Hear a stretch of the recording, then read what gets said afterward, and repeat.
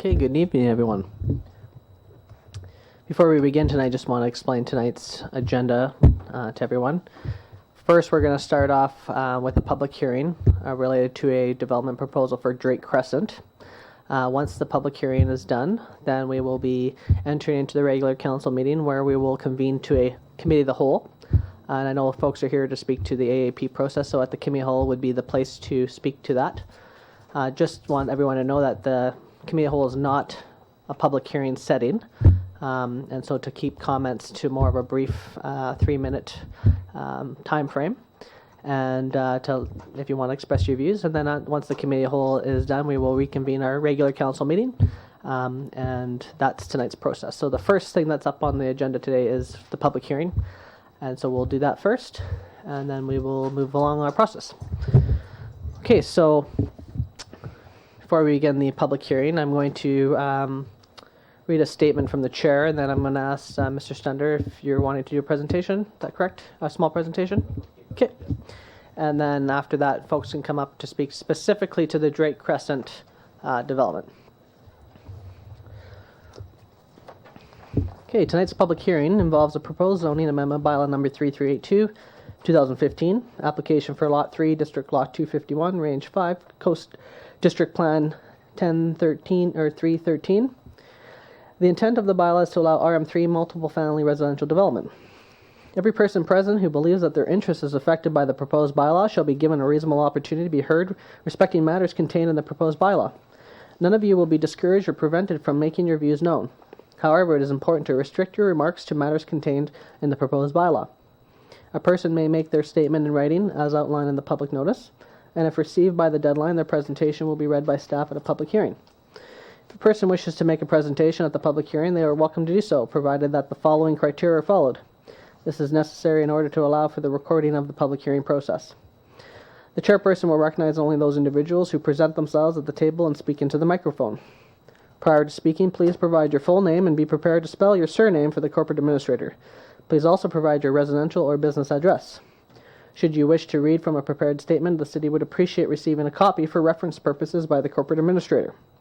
Members of council may, if they so wish, ask questions of you following your presentation. Please note that this is not a question period at which a debate takes place. City Council will not provide any comments or issues raised, but will be in attendance to listen to those comments presented. Should no additional speakers present themselves, the chair will call 3 times for anyone else to speak to the matter, and if no one else comes forward, the public hearing will be adjourned. After the public hearing has adjourned, the council may, without further notice, give whatever effect council believes proper to the representations made at this hearing.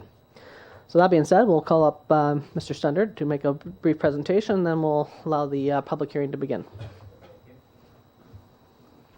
I think I plugged in here last time.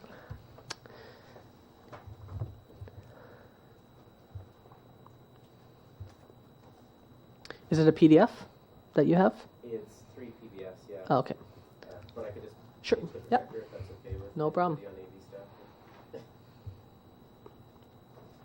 While I'm doing this, I'm Kevin Stunder from Aurora Resorts. We'll put your, sorry, Mike, yeah. I'm Kevin Stunder from Aurora Resorts, Inc. I think you got the spelling of my name, and I'm the developer that's put forward the zoning proposal for this site. Oops. I don't think I was supposed to do that. Michael, could we get him hooked up? Thank you.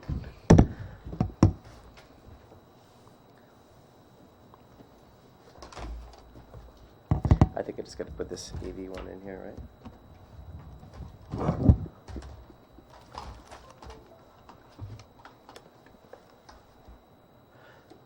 Okay, so just with reference to the staff file, this is Drake Crescent, so it's on along Prince Rupert Boulevard.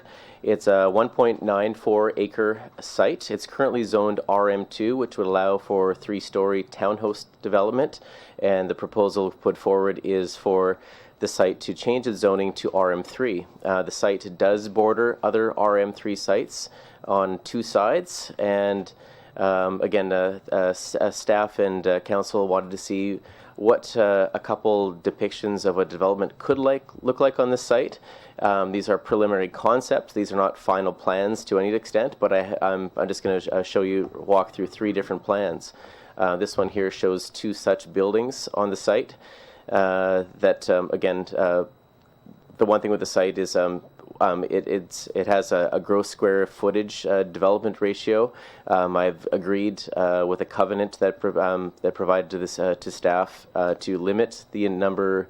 Instead of doing about 117,000 square feet, we'd take that square footage ratio out and change it to 80 units.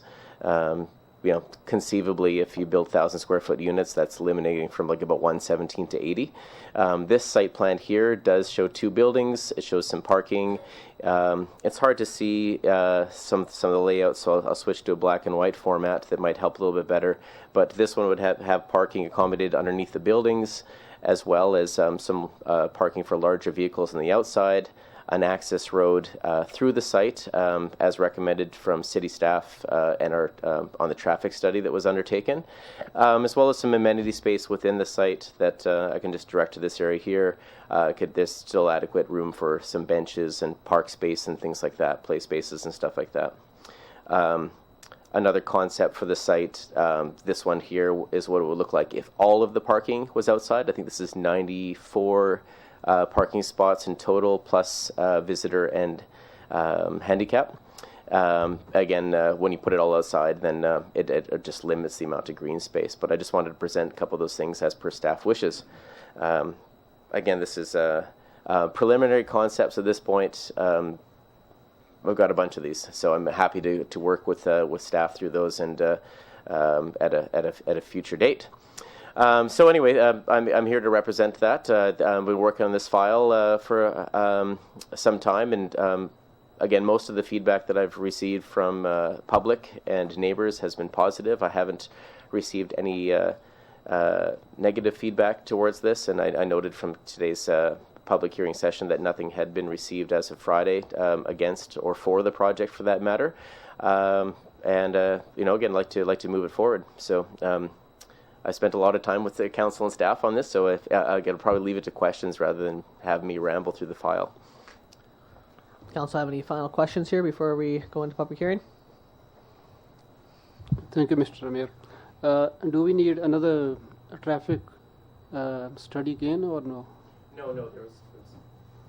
Ministry of Transportation did an initial study on it. It was passed, and then it was referred to staff. Staff undertook, I believe, Stantec as a survey, and they recommended a one-way thoroughfare through the site, entering on one side of Drake, just so we don't have traffic going back and forth. So both those things were accepted in the phase. So there's no other traffic study required. Other questions? Councillor Thorkelson. Have you worked out a covenant with the city? I don't seem to have it in my package. Yes, there's 2 covenants provided. I believe they were in the, or they should have been in the supplemental agenda. These were worked out, I believe, in February. The one of them is obviously quite easy. It's the Section 219 covenant. No more than 80 units could be built on the site. The second one was a covenant with respect, and I have copies of them here. If you don't have it, Mr. Mander, do we have copies in our agenda for those supplemental? If you do, I can actually make copies if you prefer. That'd probably be best. sure. Do you want a hard copy, Rory? I could, yeah. Okay, so this is, yes, I should have made it out of my file. That's, let me see. Yeah, this is 80, and it has, yes, the contribution. Yep, that's it. Maybe you can just quickly outline them Sure. to them, and then while we go through a public hearing and the process, they can overview that. Yeah.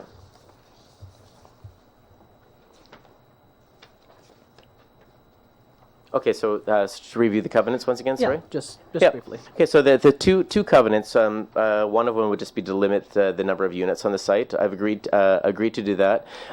Just for record, the 80 came from just a pie in the sky number for the traffic study, and again, that's where it came from. But again, I think just in terms of trying to get a good development of the site, 80 would be the max. I couldn't contemplate putting more on there, so but that's completely fine.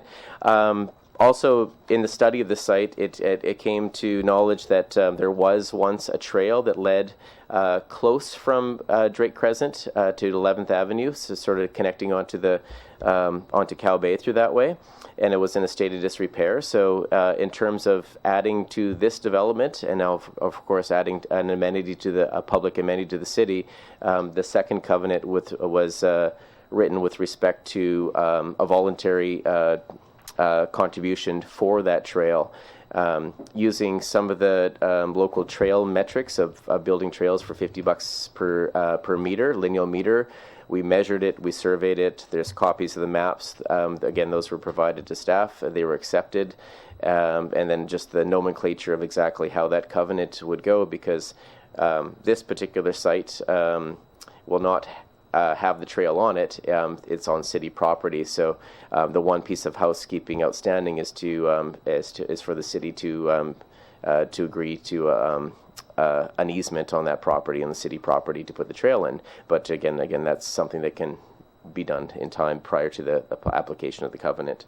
But essentially, it's either a cash contribution to a group or to the city to build the trail, or at the time of development, when the development's gearing up and you have people and trucks and labor and gravel, that I would endeavor with my company to build that trail instead of providing the cash. So again, it's as a former Rotarian, it's always fun to build trails and bridges and things like that. So it's kind of a fun one. I'd love to be involved whichever way it takes place.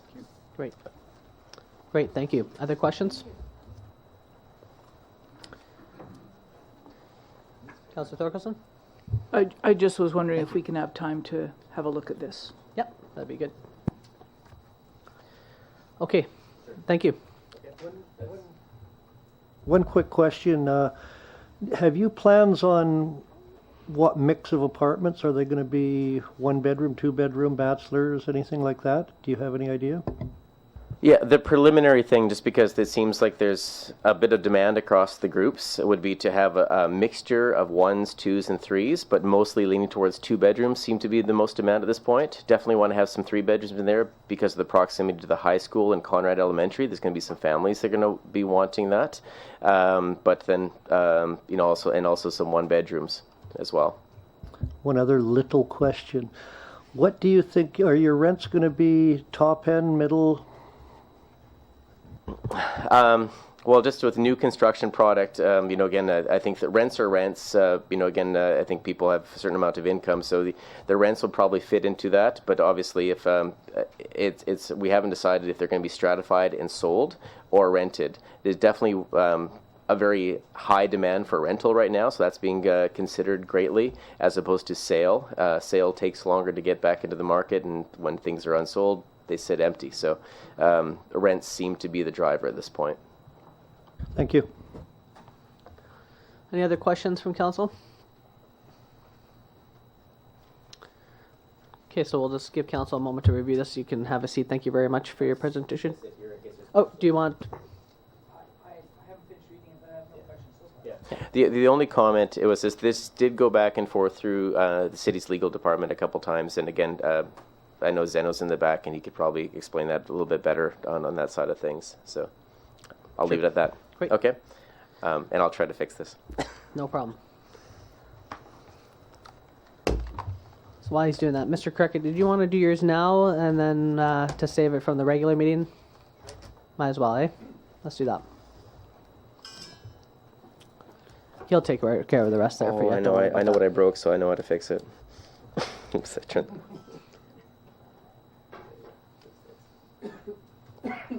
Thank you, Mr. Sunder.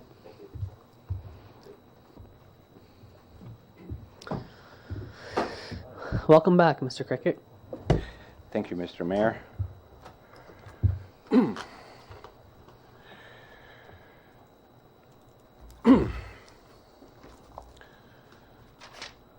I was flipping through my files, making sure I have the overheads and the attachments to refer to it, but now that we have this working,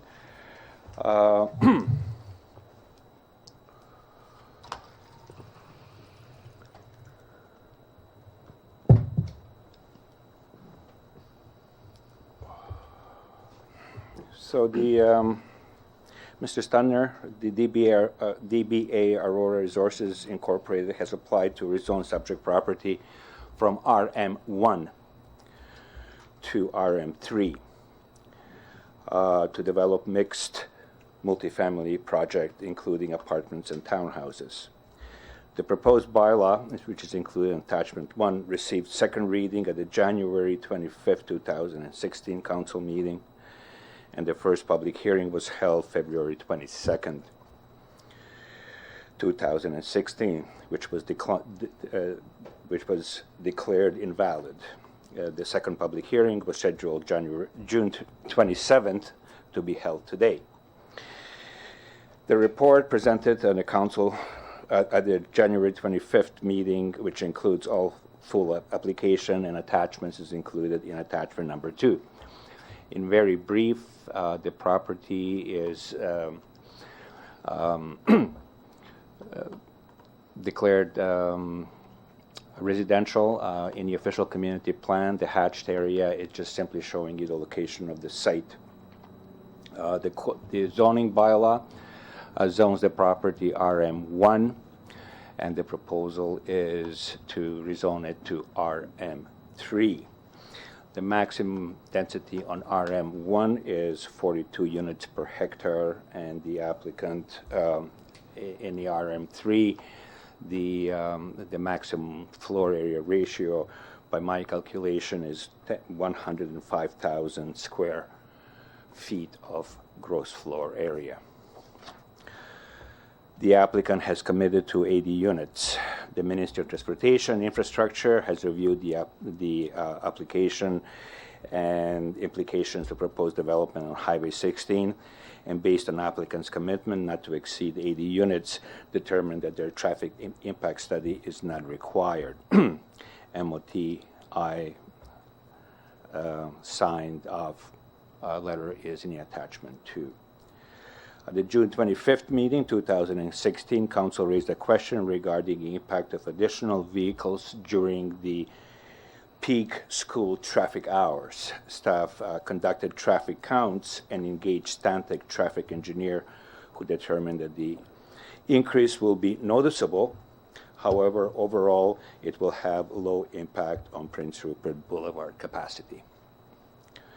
At the February 22nd Council public hearing, the discussion included how the applicant will guarantee the maximum number of units and off-site improvements to the trail connecting Drake Crescent to 11th Avenue and McClymont Trail. The applicant, as at this date of this report, the applicant could not provide the covenant, and it was distributed earlier this evening. And that concludes my public hearing report, Mr. Mayor. Thank you. Any questions from council for Mr. Cricket before we do public hearing? I just want Mr. Cricket, do you know if the city staff has reviewed this covenant, and if the covenant has been deemed to be acceptable by city staff or by the lawyers, city lawyers, whatever? I've looked at it, and it's basically same as it was written in a draft with a couple of additions relating to the easements. I haven't had an opportunity to share it with our legal advisor. We received it this morning at 7 a.m. Mr. Miranda, can you comment any further on that at all? No, Your Worship, it hasn't been taken. We just received it this morning, so from Mr. Stubner. So we haven't actually forwarded it on until after council's had a perusal of it at this point. This is something that could also be done after, Correct. right? Yes. Okay. Other questions from council? When the covenant for the trail, I noticed there was no time on that. Would it be tied in with the project itself, or is it open end, or is there going to be a time limit on it? The covenant is tied into development permits, specifically relating to the construction of trail. So the development permit will not be issued until the covenant or the trail is completed, or otherwise agreed in a legal sense. And it also has an options for the council to collect the money and build it at some other means than allowing the applicant to build it at his own means. Anything further? Okay, thank you very much. So now we'll move into the public hearing portion. So if you have comments regarding this application, you can come forward and speak in the microphone, and we'll just take it as first come, first serve. Welcome.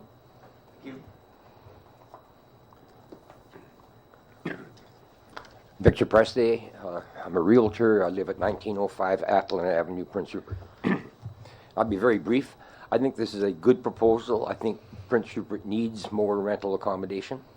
And I'm in talking to Mr. Stunder, he's thinking that initially at least that it will be there. I did made some couple of phone calls today with one of the major rental agencies, and I asked them what was available. And they have nothing available until fall. I talked to what I think is the biggest rental firm in Rupert. I've seen some of the work that Mr. Stunder's done, his development in Smithers. I'm impressed with him and the work he's been doing, and I would give my full support to this thing and ask council to do so also. And that's all I have. Thank you very much. Okay. Okay, next speaker, please.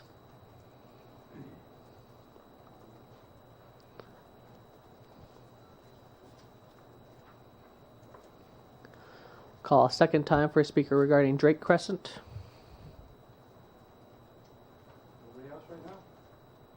Are you speaking around Drake Crescent? Yeah. Okay.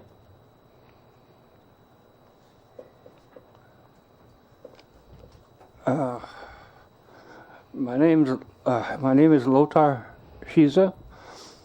I knew something was in the works on this one.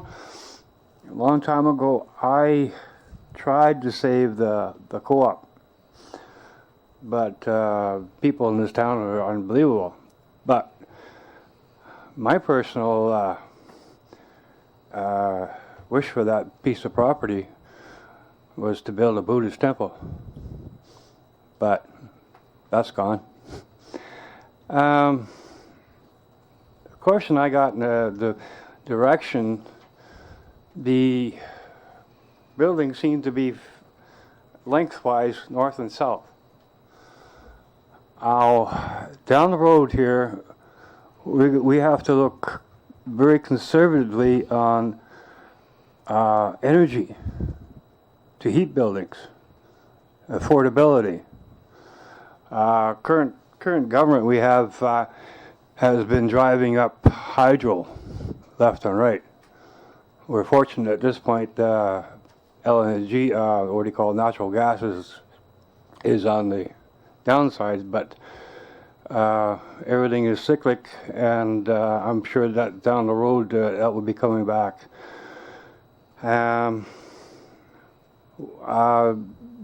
Has council received anything regarding the buildings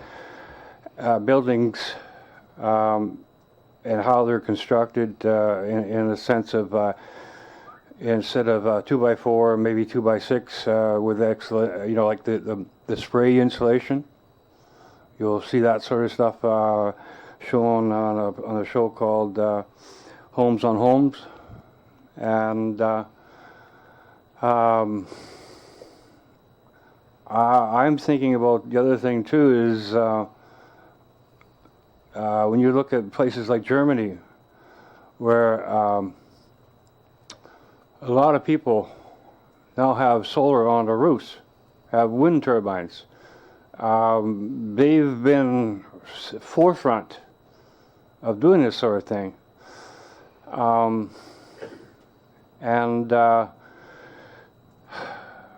Are we looking at the future, or are we just looking at something so that people can have a house or a roof over their head and and work and so forth like that?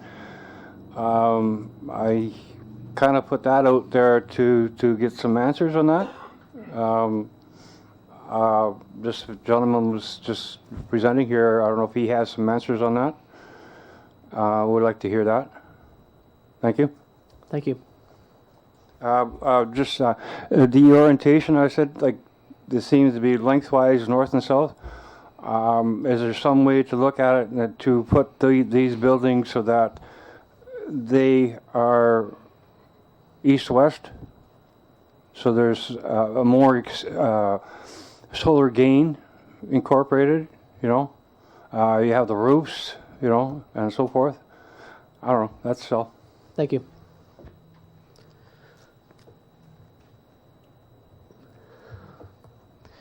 Okay, next speaker, please. Call a second time for next speaker. And a third and final time for the Drake Crescent property.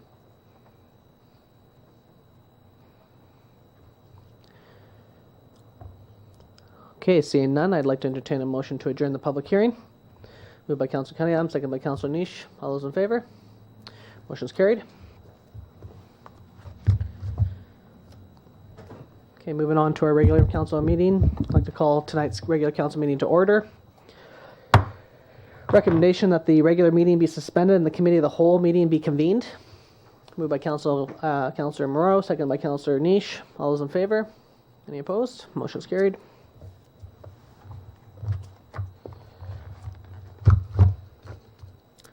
Okay, I'd like to call tonight's committee of the whole meeting to order. I'd like to recommend that we accept the agenda with the additional item of the alternative approval process for Graham Avenue on the agenda. Moved by Councilor Moreau, second by Councilor Niche. All those in favor? Motion's carried. Okay, before we begin, let's read a statement from the chair. And so we have a 3-minute time limit for committee of the wholes. Generally, committee of the wholes are for people to pitch things to council or give ideas or those types of things. So this is not a public hearing, and the AAP process does not require a public hearing. However, council has chosen to give people the opportunity to speak to that particular issue. And so I'll read the statement, and then what we'll do is we'll start with the AAP process, and then people can speak to that. And then after that, people will have the ability to speak to any matter that they choose. Once that's over, then we'll reconvene our regular council meeting. Okay, so for those of you present this evening, and for those watching via television, let me please explain that a committee of the whole meeting is a committee that consists of all members of council. This meeting allows council members to deal with issues in greater detail, but is less formal than a regular council meeting. During this meeting, issues are not formally adopted, but recommendations may be made at the next regular council meeting. At that time, the recommendations of the previous committee of the whole meeting will be adopted and acted upon. Some key points to remember when making your presentations are, remember, council meetings are televised, and it is very important to introduce yourself and, if applicable, name of the organization that you are representing and speak directly into the microphone in a clear voice. When presenting, please address any comments or questions to the chair of the meeting. Keep your presentation brief. 3 minutes would be ideal, as council has several presentations on their agenda. Once you have completed your presentation, please ensure you summarize any requests or concerns. The chair will then ask council members if they have any questions. Remember, there will be no decisions made at this meeting on any requests or concerns you have made. Lastly, requests will be referred to staff for review, report, and recommendation to council. Council meetings are very full. We would appreciate your consideration of your time allotment. Okay, so that being said, I'd like to call the first speaker to the mic regarding the Graham Avenue AAP process.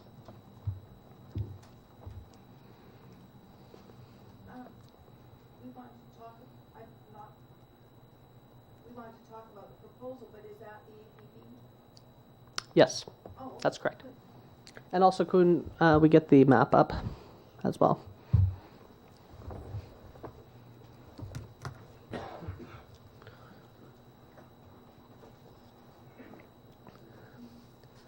So just for everyone's reference, we put a map of where this is located. And just click your green button there, Miss Warren. Right on that microphone there. Yeah, there you go. Robert Warren, 2121 Graham Avenue. Judy Warren, 2121 Graham Avenue. And it's to Mayor and Council. And we ask, if Mayor and Council cannot say no to the sale of parkland at the end of Graham Avenue, then we ask you to postpone a decision until after the middle of September and before November 1st. And during that time period, call a public meeting, well advertised, and listen to what people have to say. Probably 50 to 75% of our area, the ones most effective, are away on holidays. This happened last year as well. The Brighton Group asked for a decision the beginning of July because they wanted the bulldozers in by August. No bulldozers to this date. During this delay, the city can have time to find and present the history of the parkland from March 9th, 1909 to present. The Brighton Group will have time to present to the city in writing a start date of construction, an end date, architect drawings of the development, models, height, width, depth, how many condos, and who will their target group be.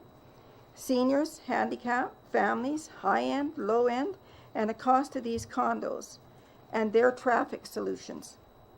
An important consideration is our sewer line. In the early 1970s, Brian Goody, the city engineer, was concerned that the new houses being built along the water side of Graham Avenue would overload the sewer system and said it must be replaced. There has been a lot more construction since then, and the sewer line has not been replaced. Will this project be the one to cause millions of dollars of damage to people's residents? Or is the city prepared to replace the sewer line before construction begins on these condos? Please remember the Breton Hall plan you are now following. I don't recall ever seeing a condo development in Parkland. Please just say no to the sale of the Parkland. One other comment, if this alternate proposal form is the only way to sell Parkland, why was it not done when the city was selling Westview Park? Thank you. Thank you very much.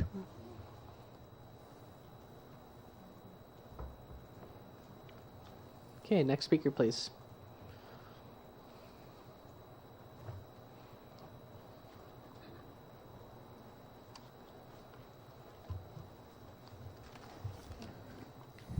Hello, my name is Brian Denton. I live on 2134 Graham Avenue here in Prince Rupert. And I'd like to begin by saying that I am not opposed to development. But in this case, we don't know what the development is going to include. We did have a concept of what the development was going to be on these two lots by previous developers. And matter of fact, I have a little business card here, and on the front of the business card depicts the development that was going to take place.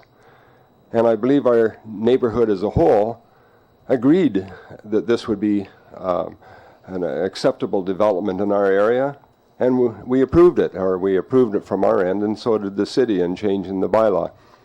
So we are not opposed to development overall, as shown by the fact that we generally agreed to this. But we have no idea what's going to happen now with the sale of this adjacent land to these two lots, how large of a facility there's going to be, what the design is. We know absolutely nothing about it. So, how can we possibly agree to something that we don't know what we're agreeing to? So on that basis, I am opposed to this particular sale of property. But there's another perspective of which I'm opposed to the sale of this property, and that's the sale value. Our assessed value for our property, only about a dozen or so units, residential areas away, is approximately 10 times the value per square meter, per square foot, that the sale of this land is proposed to be. Why, why are we selling property to a private developer or to anybody at such a low rate when the adjacent neighborhoods, such as ourselves, are paying taxes on an assessment far in excess, tenfold the approximate value of this property? So on those bases, that's what I'm objecting to, and I'd like those matters to be straightened up before we proceed further. Thank you very much, everybody. Thank you very much. Next speaker, please.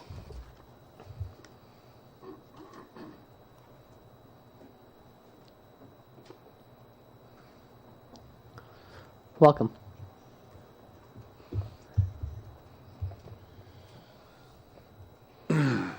Good evening, my name's Keith Lambourne. I live at 1724 Atlin Avenue, just down the street from the proposed property. I'm the managing broker and owner of Roller Page Prince Rupert and the current president of the Prince Rupert and District Chamber of Commerce. I'm speaking in favour of the proposed sale. As my colleague Mr Preste alluded to earlier, we have a desperate need for accommodation in Prince Rupert. The vacancy rate right now for townhouses and condominiums and apartments is basically zero. There is no availability. There's nothing for folks to downsize into. I know people that have had to leave Prince Rupert because once their family raising days are over, there is no suitable accommodation for them to move into, and they reluctantly have to leave the city in order to find something to downsize into. We have quite a few proposals in front of council at the moment with regards to development, and it would be a good day for the city of Prince Rupert when we do get some shovels in the ground and we do begin construction on some of these projects. So I speak in favour of the proposal. Thank you very much. Next speaker, please.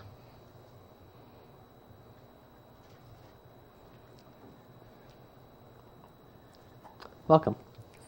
Good evening. My name is Brian Roberts, and I live at 150 Venarsdal Street, quite close to the subject property. And I am not opposed to the development of this site, but I am opposed to the sale of this particular piece of parkland. I don't think we should be selling parkland in the first place, and especially not for the value that's been placed on it. Secondly, as has already been stated, and I may sound like a broken record, but we have no idea yet what is proposed for this site. And I think that should be presented to any organization, including council, before they approve a sale of property for such a site. In addition, I'm concerned about the services. The sewer lines were mentioned. I know that neither the water nor the sewer lines have been upgraded in many years. I'm also concerned about traffic patterns, and Graham Avenue currently has enough room for one lane of traffic in one direction, and additional traffic is going to cost us and the city a lot in the way of additional services and facilities and expense to allow this to proceed. So at the moment, I'm opposed. Again, I'm not opposed to other developments, provided that we know what they are. And in this case, we don't. Thank you. Thank you very much. Next speaker, please.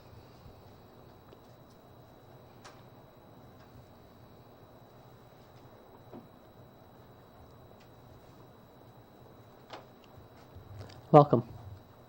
Thank you. I'm Ken McLean. I live at 2128 Graham.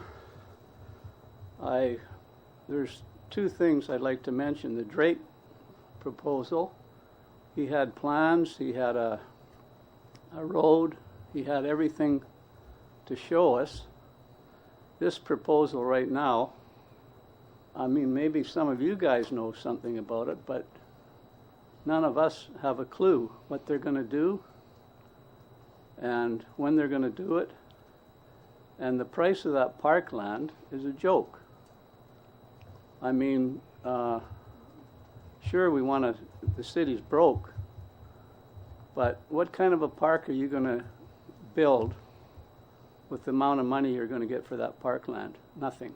Thank you. Thank you very much. Next speaker, please.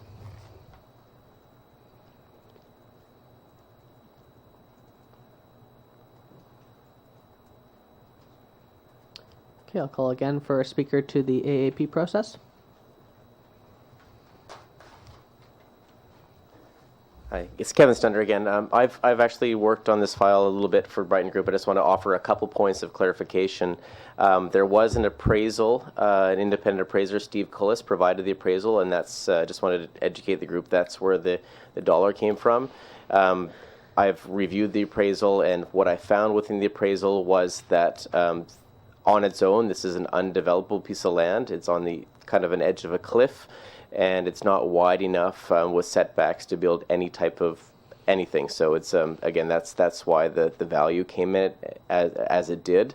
I understand that the development isn't going to span into that area. It's going to stay within its extra lots, and all that would do is just provide some definition. So there'd be extra setbacks for the proposed development that would go there, as well as again, the funds would be put into some other parkland fee. But just the main point was just on just that clarification on for the audience on how the value came to be. That's all. Thank you. Next speaker, please.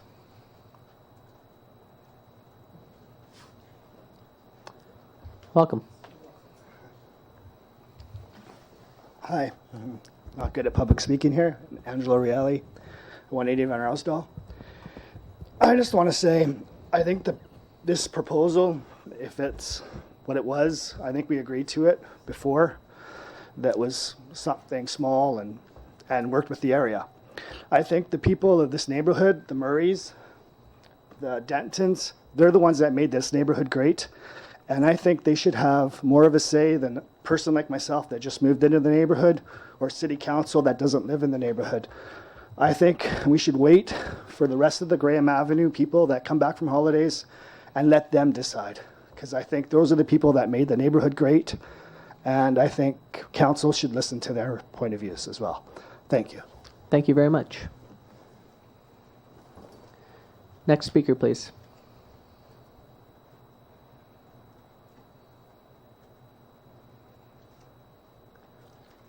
Okay, call again for another speaker to the AAP.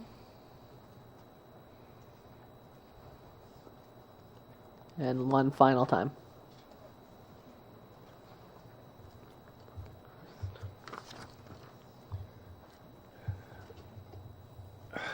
Lothar Hiza. Parkland. If it's sold, the city loses control over that parkland.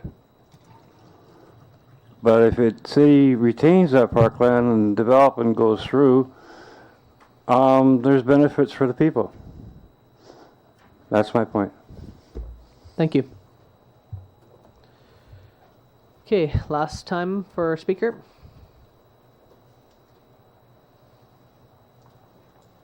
Welcome. Thank you. My name is, my name is William Spad. I'm a resident of the Graham Avenue area. And I'd just like to echo a few of the comments of previous speakers. Firstly, the value of the parkland.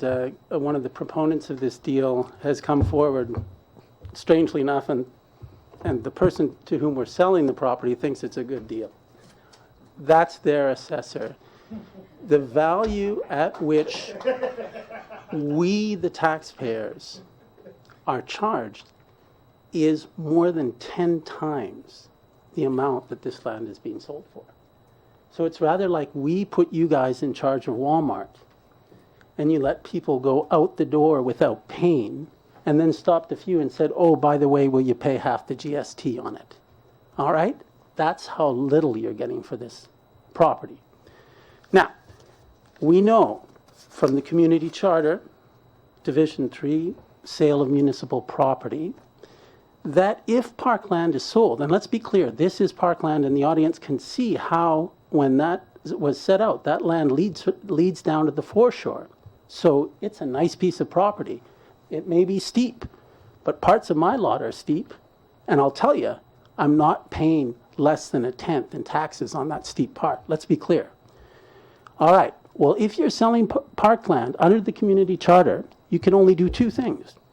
You can either get other parkland in return, that is, you do some sort of a land swap, you say, okay, to Stunder and his associates, okay, here, you take this land, and we'll give you some other land to put into park, or else you dispose of the parkland and you put that money into a fund to acquire other parkland.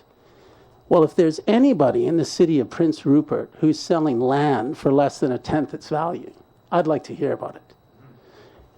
One final point. Council, in their records, so an agenda of March 23rd, 2015, had a proposal from this same group which did not include the fire sale of parkland. So to suggest that city needs to give away its parkland in order for this development to take place just means you've got the wrong developer. And council needs to take a long, hard look at safeguarding public assets and realize that this city is just going to get more and more bankrupt unless you can unlock the value of public lands. Leave it in the hands of the public, and it's a great park. Give it to the developer at a fire sale price, and you've already used up all that money in this whole foo-for-ah of lawyers, of alternative approval processes, when what you just need to say is no.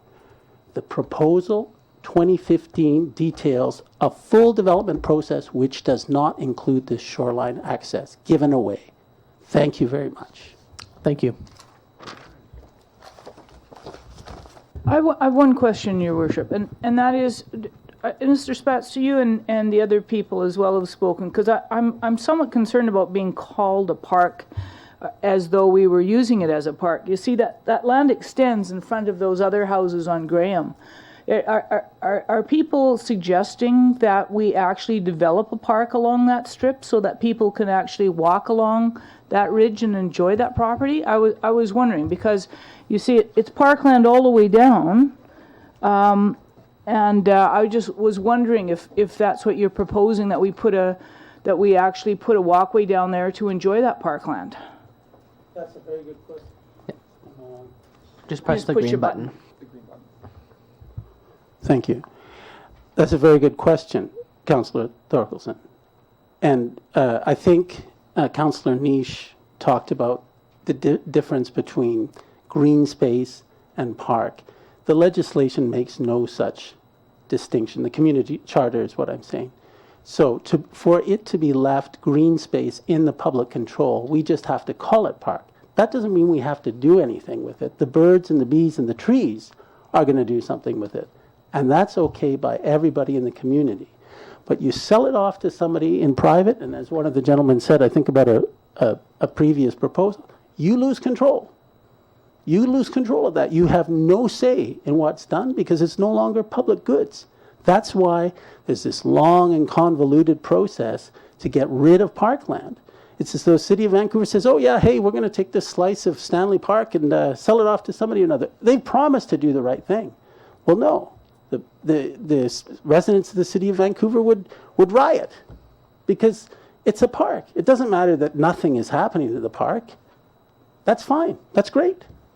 Does that clarify? What? No, I just was really wondering if you're proposing that we run a park all the way down the front, because if you're proposing that one area is a park, that or a green space, I was wondering about the rest of that parkland on Graham. That's all I was wondering, because you see, you might persuade me that that piece of land was worth saving, because all I really understand is from what everybody says, you don't like the project, and so the city should not sell the land in order to stop the project from going ahead. What I'm trying to understand is if people on Graham are actually proposing that strip along the cliff is proposed as parkland, and we put a walkway out there, it would be a lovely spot for people to walk along and have a view of the harbor and everything else that everybody on Graham values. I imagine that people would value that just the same as they value walking along the waterfront. If that's a proposal, then I would be very interested in hearing that from the people on Graham, so that we can actually do something about it. But if that strip of land is just supposed to be used to and you're right, this is a piece of parkland. The proponent, we have no say over the land. The land was privately sold by a private owner to the Brighton Group. That's who. We had no sale over that. We had no say over that, right? We had say over zoning, and we had, which was already rezoned, and we have say over this piece of parkland. So the piece of parkland is just to be used to stop a development. Then I think people should understand that and say that. If it's you want to say you want a green strip down that the city can use as parkland, then I'd suggest that you come together with a proposal about that, because I am not in, you know, if we're actually going to use it, and it's not, in one case, it's not just the front yards of a bunch of people on Graham, and in the other case, the city can't stop it from being the front yard of a condominium. You see, it's sort of like the goose and gander thing, right? Like, if it's going to be good for all of the homes fronting on Graham, for us not to develop that as parkland, but it's only good for us to stop somebody from developing there, then that's a concern to me. And so that's all I wanted to put forward, is that if there was an actual proposal, I'd be willing to really entertain that, because I think that would be worth entertaining. I think there's, just to be clear about it, I mean, I think as Mr. Denton earlier mentioned, the residents of the area are not opposed to the development. In fact, I think that went through on an earlier basis. The residents of the area are opposed to the fire sale of parkland. Residents in the area have even said, well, at that price, we'll buy it. But, you know, we're leading with a negative. We're saying, stop selling our parkland. But unless that sale is stopped, we can't possibly come forward with the kind of thing that you're detailing, which is a more active use, let's say, of that strip of land. So I hope that clarifies things. I mean, clearly the developer has bought those lots and can approach council and with some proposal that might be appropriate for the area and the community, and that's what we see in the agenda of March 23rd, 2015, a proposal that does not include the fire sale of this parkland. So why, I'm not exactly sure even why staff and council entertain this in the first place. They just said, are you nuts? You know, why would we sell parkland at less than a tenth of its value? I mean, what do you take us for, a bunch of rubes? So you have to say no before you get a positive agenda, which would be, you know, there's land in the city that could provide foreshore access, and I think the mayor and council, all of you have been, I think, very proactive from what I've seen about making use of lands in the city that add value to the community as a whole. But that's only going to take place if it's public land, not if it's sold off to a developer. Is that clear? Does that make sense to you? Well, it only makes sense to me if we were actually planning, if there was actually a plan to move forward. And that, I think you've made my argument for me, which is the developer is going to go ahead, it can go ahead regardless. The land was purchased privately. It was zoned so that development already, so that a development can go through, and I think they can go through. The question is, if people feel strongly that it should be a park, and it's not just the front of everybody's lawn down Graham, then we should have a park. Then we should have a park proposal, and I think that to me is because otherwise it just looks like people don't want that development at the on Graham, and people have spoken, and I understand that, but it was already zoned for that a long time ago. So I mean, traffic and sewers and all of those things are not the reason for not wanting that green space. They don't have any. They really don't have anything to do with that green space, because the decision was already made to rezone that for a long time ago, before this piece of property went through, to rezone that for a condominium, and it was privately sold with that zoning. And so the question that we have before us is we have this strip of land that is really only being used in every case, and if private buildings are built there, would again be used, I would imagine, as a front lawn. So if this developer decides that he wants to increase his the size of his development, and instead of having a nice front lawn, has decided, because that's what it would be used for, as it is in the case all the way down Graham, So that's what my concern is. So yeah, I think you have answered the question. It looks to me like it's okay for everybody else in Graham to use it as though it were private property, but in this case, this fellow, this developer, would use it as private property unless the neighborhood is suggesting that people can start walking up and down the front lawns of those people in Graham. Clearly, that's not what anybody, I would think that's not what anybody in Graham wants to see. And I would think that this developer wouldn't want to see that either, somebody strolling along the strip in front of his property unless it was properly developed as a park. And if it was properly developed as a park, I would think that we'd get tremendous resistance by all of those people who are in Graham on that cliff. And to me, I would rather have a look at it. I think, did we sell it for the right price? If we sell it, is that the correct price? That is something that I would have liked to have heard more. We went to an appraiser and we checked with another appraiser. I think we found out that was the price for the property. Now, whether we could have held somebody's feet to the fire and asked double for it, well, we didn't. We went with what the appraiser said was a fair price. So that is up for disagreement. And I think that the things about the sewer and those kinds of traffic, I think those are real questions that we need to answer regardless of whether the city sells that land or not. Those questions still have to be answered. And so the sale of that land is, if we didn't sell the land, the developer would go right ahead and make the development and have that as a front yard. Nobody would be using that as park. Any more than anybody would be using it park down Graham. That's my belief. So you may have a different belief, but I think that if I wandered down there with my dog and my kids along that cliff down everybody's property, they sort of would be wondering what I'd be doing. That's my guess. And so I think whoever builds that condominium would have the same.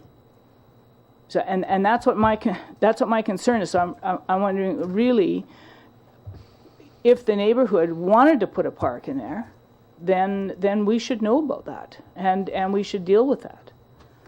Well, we certainly, neighborhood residents can certainly put that forward if that's what the council would see. And I'd just like to disagree with what you said previously about people wandering around the neighborhood on those pieces of land. Although they're steep, my son and his friends go down there and they watch the seagulls, they pick berries. There's kale growing down there. Similarly on this sort of map, although it's not highlighted in red, you can see there's a right-of-way, public right-of-way, again, green space. I don't think that's actually dedicated parkland. I think it's actually a right-of-way on the right-hand side of the picture, and the children run up and down there and visit each other and go play. I mean, that's what makes it a desirable neighborhood, because that is public land, undeveloped public land. I mean, at some point in the future, it could well be that Rupert is wealthy enough and crowded enough so that there has to be a more formal designation of these lands. But for the time being, people just run around and enjoy it. And nobody's put up a sign saying don't pick the berries or don't pick the kale. So I guess push hasn't come to shove. But now it is, and the people of the the residents of the area have quite clearly said, 300 and some odd, which is, to put that in perspective, that's the difference of many of you people on this council being elected or not. So you're not actually elected by more than a plurality of 300 some odd votes. The difference between being on council and not on council for some of you is less than that number. So I think that's something to bear in mind, is that the people in that area have said quite clearly, hey, we want this left as a park, and we live there, and we use it. So that's our opinion. Anyway, I think I've taken more than my 3 minutes, and I hope I've answered your questions. Thank you. Thank you. I think council should reserve its discussion for our regular meeting, unless you have something pertinent to say at the moment. Okay. Okay, so come on up.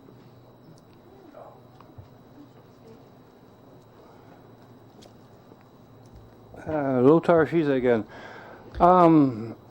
Joy, a long time ago, I worked on the trails that were built in this community. Park Avenue, Monica, and so forth. That goes a long way back. There was grant money available and so forth. The other thing right now, if this is currently park zoned, anybody can go on there and enjoy it. So there's not an issue other than, who's that, but it's parkland, so it's public land, right? So anybody can go there and there should be no problem, unless they do some stupid things. But to go further down the road, keep it as parkland, and let's see if we get some grant money and give people some work to develop it as a park. And nice lookout area and so forth, Okay. Thank you. A couple of quick points. It seems no one's opposed to the project per se, and they can't be. This group can go ahead and build that condo without this land. My point here is, if we have an appraisal for this property, where is it? I don't see it in my package. I have an appraised value here that, as I recall, we compared this piece of property to a piece of property over in Sherbrooke we sold. That was part of the conversation when we were comparing values. And the other thing is, I don't give a damn what the appraised value is. It's buyer value. What does the buyer want to pay for that to increase the value of his property? I know damn well if I'm going to sell something and I think I can get $1 more for it, I will. And, we can put this up for sealed bid if we wanted to. We can sell it any way we want. But all I see is an appraised value in writing here, and I don't see any appraised value by any Steve Cullis or anyone else.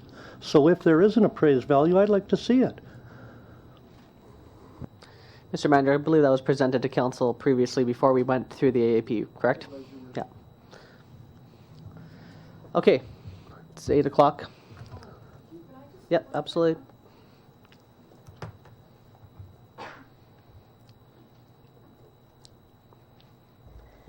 I'm Judy Warren, and we have an undeveloped lane behind our, like Graham Avenue and Atlin Avenue and the Narsdale and so on.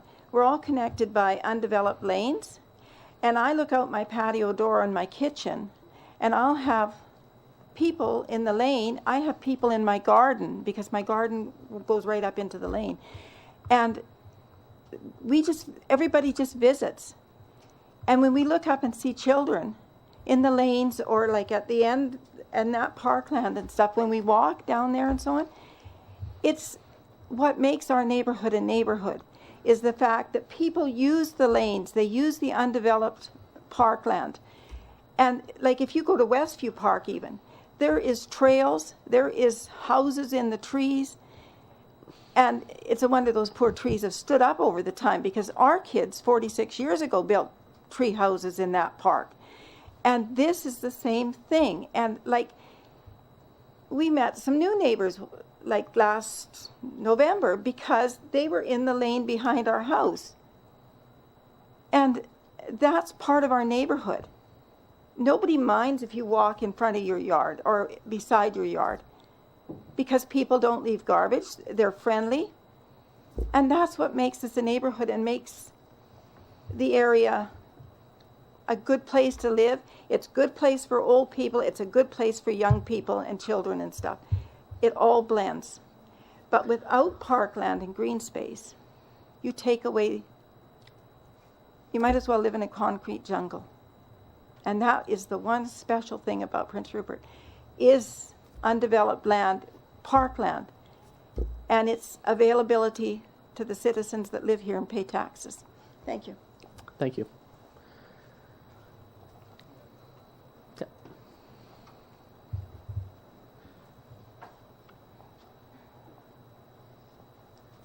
I'm Toby McLean, and I live at 2128 Graham Avenue. I have just one question.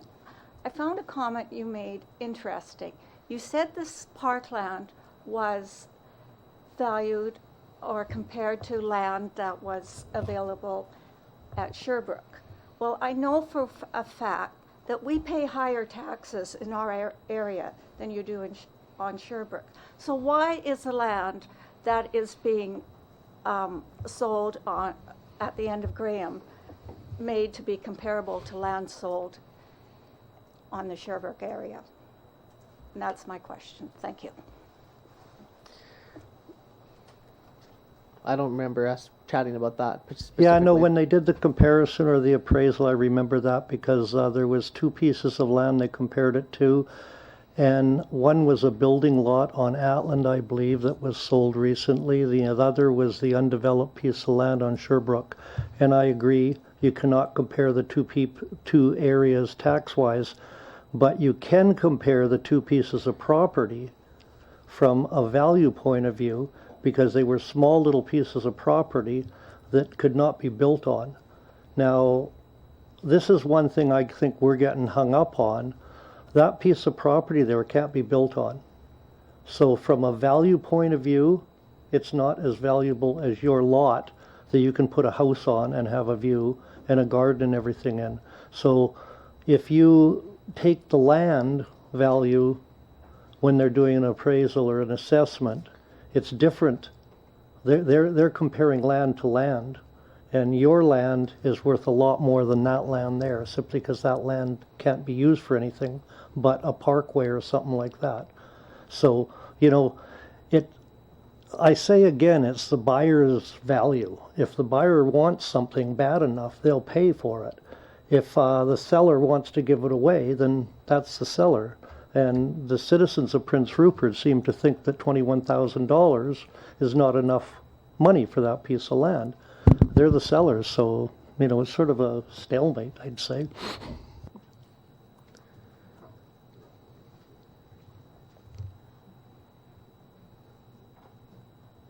Good evening. My name is Pat Stevens, and I hope to soon, one day, live on Graham Avenue. My husband and I own property there. Comparing the value of the land as it stands is, I understand why that value is there, but combined with the property that the Brighton Group already has, increases not only the value of the lots that they purchased, but also the land that you're selling.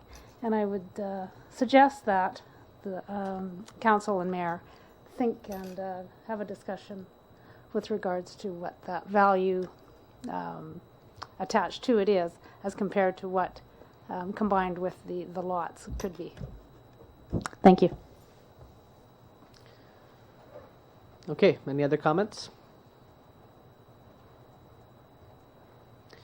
Hearing none, I'd like to entertain a motion to adjourn the committee of the whole and enter into the regular council meeting. Moved by Councillor Cunningham, second by Councillor Niche. All those in favor? Motion's carried.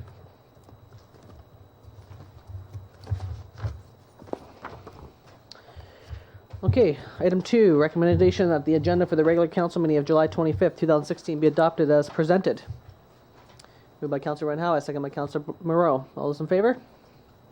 Motion's carried. Item 3A, recommendation that the minutes of the special council meeting of June 27th, 2016 be adopted.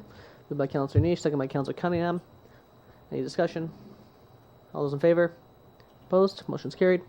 Item 3B, recommendation that the minutes of the regular council meeting of June 27th, 2016 be adopted.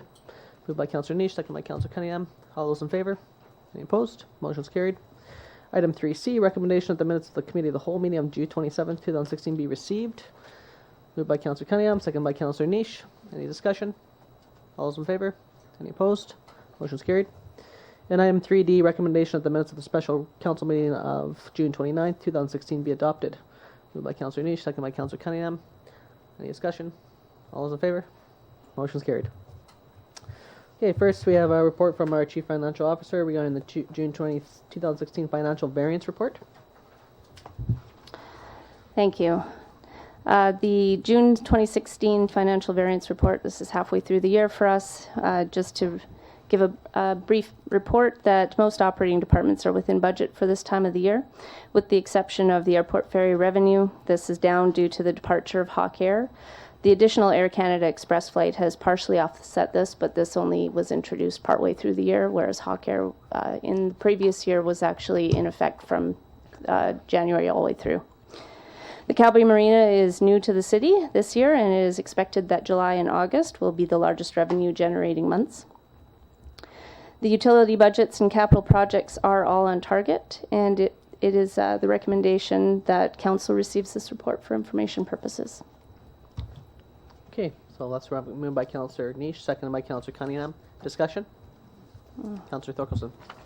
I was just actually looking at the Cow Bay, and when we look at the revenues, we have revenues of 44,000, and then if we look at the expenditures, they're of 80,000. Were some of those one-time expenditures, or do we, or so that we would expect the revenue to outweigh the expenditure? Yes, that's correct, because basically starting up for things like some of the supplies, right, that those sorts of things, one-time costs, which are small and we're not going to capitalize at all. So,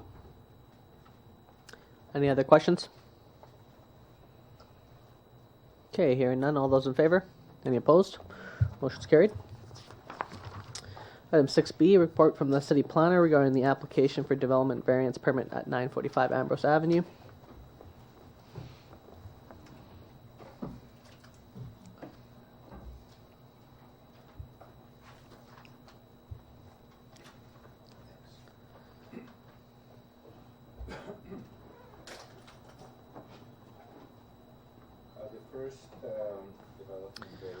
Microphone there.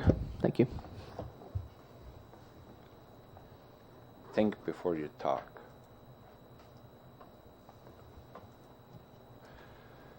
The first development variance permit is for the property located at 945 Ambrose Avenue. I can't find the cursor, but it's highlighted on the screen.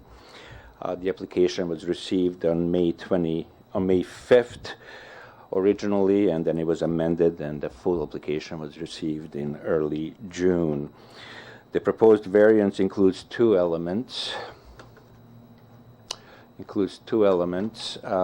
First element is for the deck, where the application is to vary the rear property setback to 0 lot line. And the applicant is also working with the engineering department, which confirms that the encroachment agreement is imminent and subject to approval of this variance permit. The second element of this variance permit is addition to the existing dwelling and the encroachment into the rear property setback by 2 meters or 6.6 feet. The end product is the upgraded house, which will look something along these lines. This is an addition that was provided by the applicant, and the deck would be located between the two pieces of wood that are in a forefront. There are no costs or budget impacts on city from granting or not granting this application, and the applicant requires approval to proceed to the public notification. Okay, so the recommendation that the development variance permit application DP 1607 for 945 Ambrose Avenue proceed to the public notification process. Moved by Councillor Niche, seconded by Councillor Ranhawa. Discussion? Okay, hearing none. All those in favor? Any opposed? Motion's carried. Okay, item C, development variance for Horizon North. This development variance is for the property which is located immediately next to or behind the Leicester Center of Arts, and it is to vary the parking requirements. The proposed camp is designated in our zoning bylaw as a commercial accommodation, and it requires a one parking place for each sleeping unit. The proposal is to vary or reduce the parking requirements to 110 parking spaces, or by 35% to 0.65 parking spaces per sleeping unit. As part of the traffic impact study, the applicants provide statistics for two of their properties, which are located in Alberta.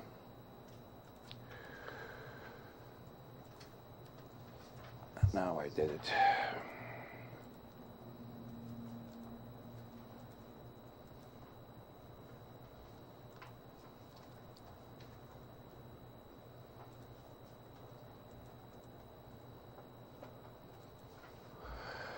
The one property is located at Fox Creek, which is approximately, this is City of Edmonton, approximately 250 kilometers or 2.5 hours drive from Edmonton, and the other one is located just outside of Fort McMurray, and it's approximately 450 kilometers or 4.5 hours drive. The the pertinent statistics are in the in your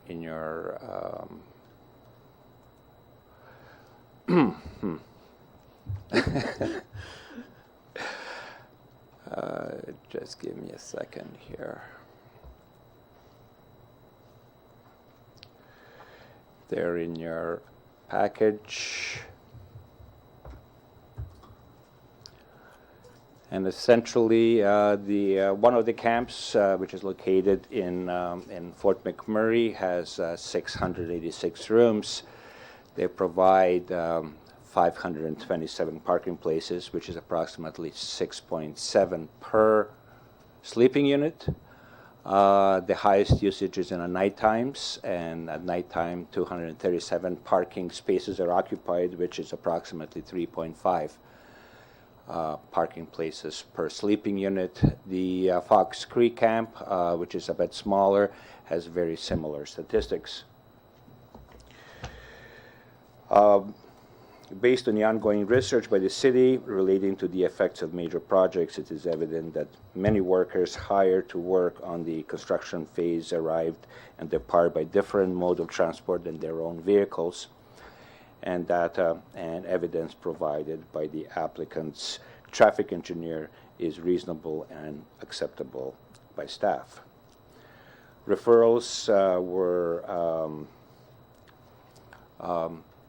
Ministry of Highway received we received an approval from Ministry of Highways, and internal referrals didn't provide any comments or concerns. We also had a public notification, which did not produce any comments whatsoever. So without any objections that would prevent approval of this application for variance, the recommendation stands. Okay, recommendations that the development variance permit application number DP 1613 for Lot A, Block 4, Plant PRP 5535 proceed to the final consideration. Moved by Councillor Moreau, second by Councillor Rinhawa. Discussion? Councillor Nish? I just wanted to say that obviously with the numbers that they've given there, I think they've given us adequate information that even 50% of the parking would probably be sufficient, but I'm in support of it. Other comments? Okay, hearing none. All those in favor? Any opposed? Motion's carried. And last one at 1812 Atlin Avenue.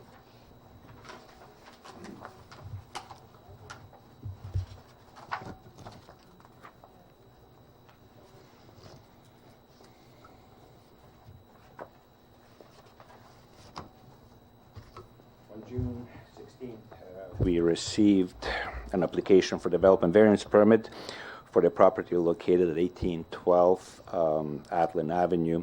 The full application is attached and location is shown on the overhead projector. The proposed variance is for the new deck side entrance portion of the new deck. The variance would be to the side property, reducing it from required 1.2 meters to 0.4 meters or 20 inches. Essentially, this is a failing concrete. At one time, it was probably a bit of a deck walkway, which will be replaced by a wooden structure. There are no cost or budget implications from the city from granting or not granting the variance. The applicant requires approval to proceed to public notification. Okay, recommendation that the development variance permit application number DP 1614 for 1812 Atlin Avenue proceeds to the public notification process. Moved by Councillor Cunningham, second by Councillor Nish. Discussion? Okay, hearing none. All those in favor? Any opposed? Motion's carried. Okay, moving on to city planner again regarding the Drake Crescent property. I guess we've already heard from you, so I don't know if there's anything else for you to say, but maybe just stay there unless council has any questions here. But the recommendations that council gives third and final reading of the zoning amendment bylaw number 3382, 2015. Moved by Councillor Niche, second by Councillor Cunningham. Discussion. Councillor Merle. I just want to add one point to this deliberation, and that's if you read the report, there's a conclusion that effectively this project is consistent with the surrounding uses, land use policies, and regulations. For me, that's enough of a reason to support the project. I think the covenant for 80 units provides us that additional security that we were looking for in terms of not having too much density put onto one site. And I also think the idea of clustering higher density housing in such a way it's good planning from my perspective. So yeah, for that reason, it's consistent with surrounding uses, land use policies, and regulations is the reason that I'm in support of the bylaw as it stands. Other comments? Councillor Cunningham. I'm in support of this project simply because the developer, one, wants to get boots on the ground, and two, he wants to do some enhancement in the community with the trail and that. I kind of like a developer coming into town and wanting to enhance the community amenities that much more. Yeah, it's to be noted too that there's no requirement at this time. No. Although council has set up a new policy book to do amenities for development. At this moment, this is a voluntary contribution by the developer on their own means. Councillor Niche, and then That's exactly what I was going to say. I was just going to thank the developer for working with our new policies that we don't really have in place officially yet, but we are working towards. I'm glad to see that he is going to contribute to that trail. That trail has never been in wonderful shape for many years, and I look forward to walking through it when it's complete. I do support this project. Councillor Renhowa, then Thorkelson. Thank you, Mr. Mayor. Yeah, we are short of rental properties now, housing property, and also city in need of revenue as a property tax. So I like to support this project. Councillor Thorkelson. I just have a question as to the motion. This is a motion to move from RM1 to RM3. I'm just wondering where the covenant comes into play in our motion. I believe that's through the DP process. Is that correct? Well, this covenant has to be agreed at this point in time and prior to the approval in order to be effective. The way that the covenant is written is that development permit will not be issued until this matter is resolved, as it will be stated in the covenant. So is the motion on the floor not addressing this, or is it? Like if the motion that was recommended here, does that not include the covenant and the agreements? The motion on the floor has to, your deliberation has to include a covenant in the motion itself. Okay, I'm just not sure why that wasn't part of the recommended motion then. That's all. Then I move an amendment to the motion that we include, that we give third and final reading to the zoning amendment bylaw conditional on the covenant being placed on the property. Okay, seconded. Okay, so that motion has been amended. Does that satisfy? Yeah.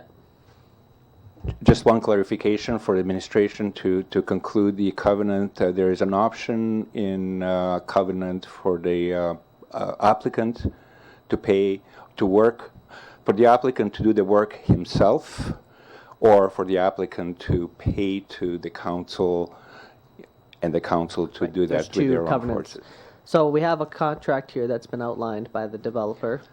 So I'm sorry, I thought that you had that kind of in the recommended motion. Yeah. So what we would have to amend then as well is that what I believe is that we should allow the staff and the developer to figure out which option should come rather than forcing one of the options in now. I think we should allow that covenant should be in place, that there should be the trail built, but the mechanism, I think, still needs to be figured out. Maybe we need to be more specific. I assumed that the covenant was all of those together, the covenant document, and so what I was looking at is ensuring that there's the maximum of 80 units, and that the trail is either built with by the city with the money that they be given to donated to us by the developer or by the developer himself, as per how staff and the developer works it out. So that's what I meant with that covenant. So maybe I should say that instead of the covenants, the covenant document covering the two the two issues, one of the maximum 80 units and the second one the building of the trail. Okay. So if that's okay with the mover and the seconder, friendly amendment. Okay. So that motion's on the floor. So motion. All those in favor of that motion? Okay, approved. Now we're back in the original motion as amended. Okay. Any further discussion? Okay. So all those in favor? Any opposed? Motion's carried. Okay. And last. Oh no, two more. The 1 kilometer rule. And I don't have any overheads for this part of the presentation, which is probably a good thing.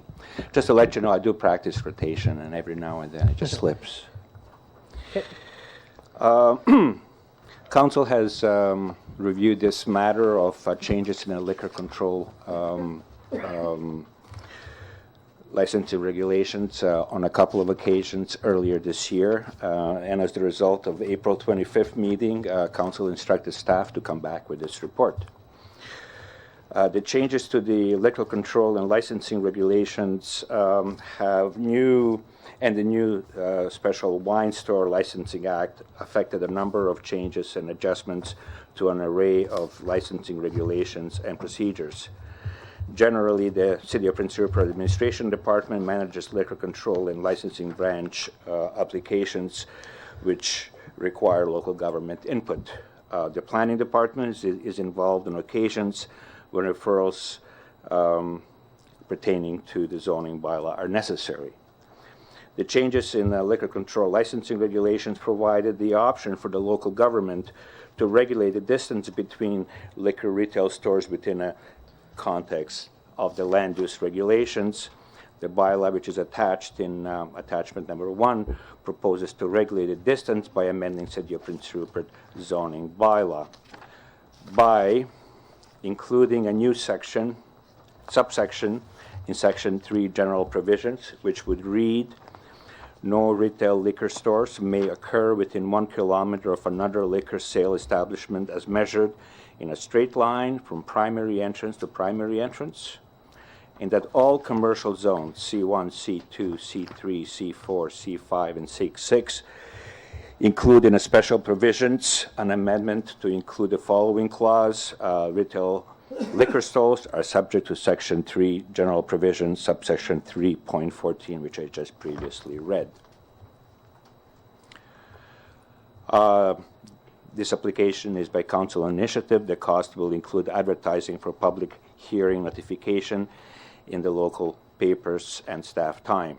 In conclusion, council has options to reject the proposed bylaw, to amend the proposed bylaw, to direct staff to hold information meetings, or to proceed as per staff recommendations. Okay, questions? No. Oh, moving the motion. Okay, moved by Councillor Cunningham, second by Councillor Niche. Discussion? Oh, do you have, Councillor Niche? In regards to this, I think me and Mr. Cunningham have the same opinion, and it's more about supporting the local businesses and the local beer and wine stores that are already currently operating, and just not by doing this, it's not allowing Safeway and Overweighty to kind of squash them and just start selling stuff on their shelves. So to me, it's more about supporting the local businesses and keeping those people employed versus letting Safeway and Overweighty overrun the market, which I think we've already got enough stores as it is. Councillor Morrow, then Councillor Cunningham. Thank you, Mr. Mayor. I'm just gonna, I voiced this concern the first time it came up, and I'll just voice it again just to be consistent, but I don't think that we should be trying to put in additional red tape that the province just spent lots of time and money getting rid of after and I mean, they spent a lot of time on consulting consumers as well. And I mean, at the time, I remember us talking about the model of Kamloops that had moved forward with this. Well, I don't know if you guys had seen the news, but they've already granted their first variance, which effectively, I mean, they spent all that time getting a bylaw together and then granted a variance on the first proposal that came to them because the public input was so great that they wanted greater choice and flexibility. So, I don't know, that's the same thing I voiced last time. I kind of think that there's more pressing issues. Like in particular, I think we want to really get moving on our multifamily design guidelines from all the issues that we've been having with higher density development, and not having those guidelines in place, I think has really caused issues for us. So to me, that's more of a priority. I mean, I said this all last time. I'm just voicing it again to be consistent. So again, democracy rules. So I'd like to hear from everyone else. Councillor Cunningham? I will counter that. I think that this is a good bylaw for the city. Don't think outside influences from Victoria or head office corporates in Vancouver should dictate who works and who doesn't work in our city. The small beer and wine outlets provide jobs for quite a few people. We've already lost one. We could lose more. And I don't think you'll see the large corporations hiring any more people to handle the sales. They'll still be working at just about minimum wage. And it says right in here that it provides the option for local governments to regulate. So that takes it's out of the hands of the province and puts it into the hands of us. If we want to do a variance later on, we do lots of variances in this room. That's for another council or this council to decide at a later date. If and when we get a larger population and it starts going out the highway or someplace else. But for the time being, we have enough outlets here per capita. So I'm strongly in support of this motion for jobs and the fact that we have enough access to liquor as it is. Other comments? I just want to say what I said before. I think we have enough of a alcohol problem in Prince Rupert, and I don't think we need to be putting alcohol in stores to encourage those issues. And so I don't care really what the senior provincial government has to say. Quite frankly, Councillor Moreau, I find them to be in error of their ways many times, and I think that this is a good motion. And I'm sorry it's going to take up some staff time, but I think that's important that we keep liquor out of our grocery stores. And there's enough outlets in town. Any further discussion? Okay, all those in favor? Any opposed? Motion's carried. Okay, moving on. Okay, so we have heard from the public today, so we have two recommendations here. The first recommendation is that Council give first, second, and third readings to the proposed park dedication, removal, and disposal bylaw number 3379, 2015 off Graham Avenue to allow, upon adoption of the bylaw, for the disposition of the subject lands. Moved by Councillor Niche. Second by Councillor Moreau. Discussion? Councillor Moreau? Oh. You want to go first? Yeah. So this has obviously turned into a fairly contentious issue to many.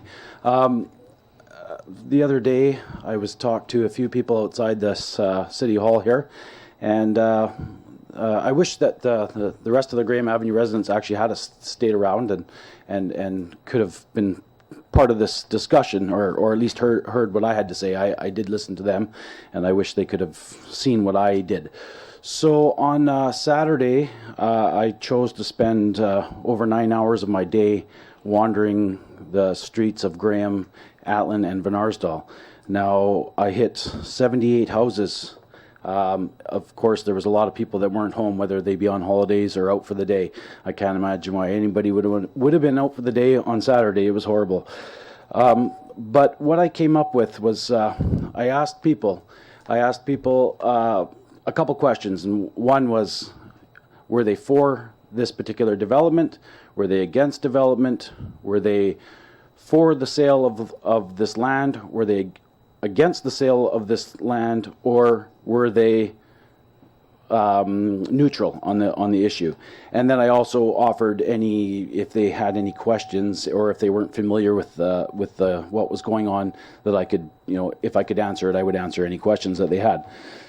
So, out of these, I'm going to be a little long-winded here because I want to get this information out so that everyone understands what the numbers that I got.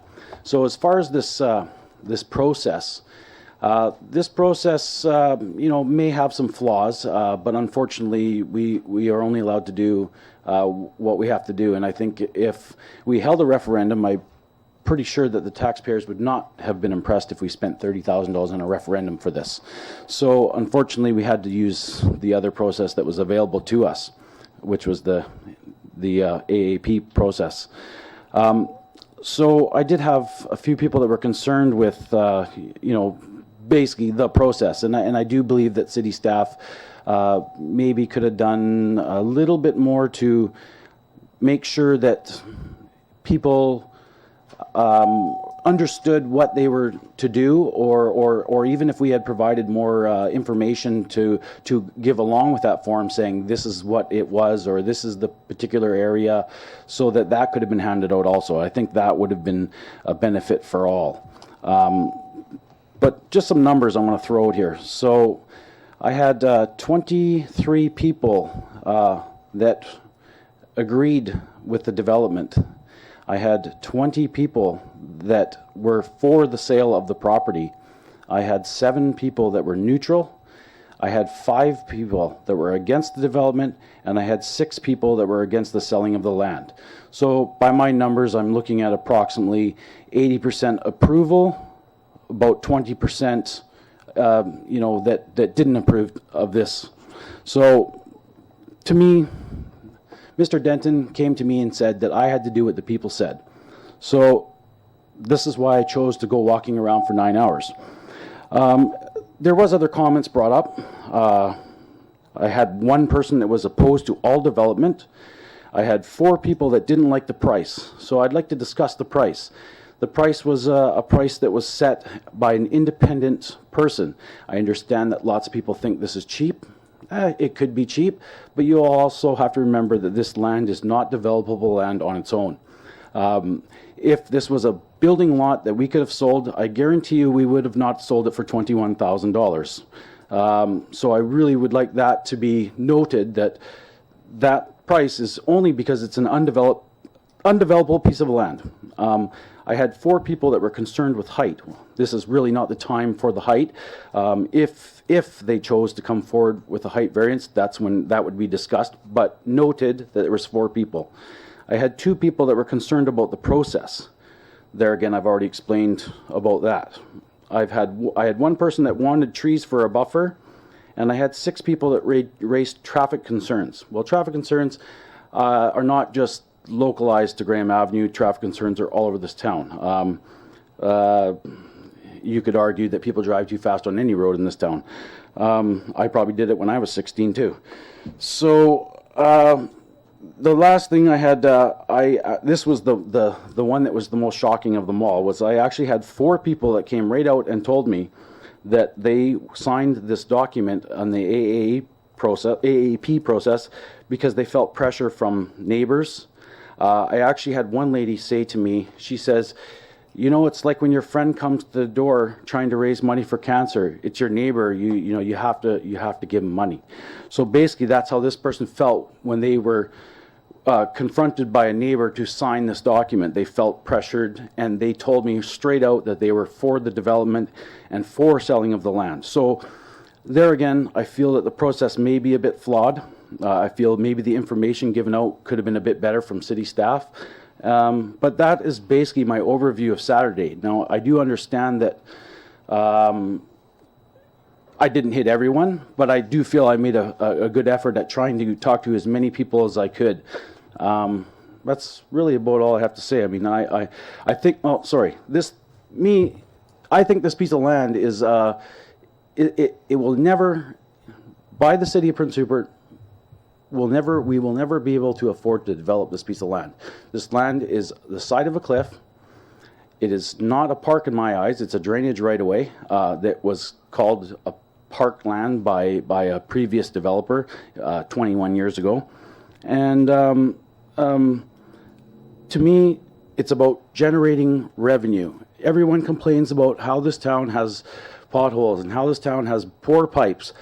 And it was brought up, someone said, well, why don't you just sell the land to us? Well, if we sell that land to you, it's got very little value. It collects zero taxes. If we do this, if we decide to go ahead with this, excuse me, this would allow approximately 6 more units to be built to a development. 6 more units would generate probably about $30,000 a year in taxes for from now on. So to me, that's what it's about. It's about turning a piece of land that is zero generating of any money right now. It does not generate taxes. It does not benefit the community as a whole. Yes, maybe some people decide to climb down the bank. If you want to talk about park liabilities, it's a very dangerous place. If people choose to go in that area and they fall and hurt themselves, are we liable for that because it's our park? I don't know the answer to that question. But to me, it's about generating taxes. It's about trying to maybe use that money that we generate in taxes to fix our water lines, to fix our streets, to make our other parks better. And that is all I have to say now. Councillor Morrow. Thank you, Mr. Mayor. I want to echo a couple of the points that Councillor Niche made, but I just want to pick up on the one point he just made there.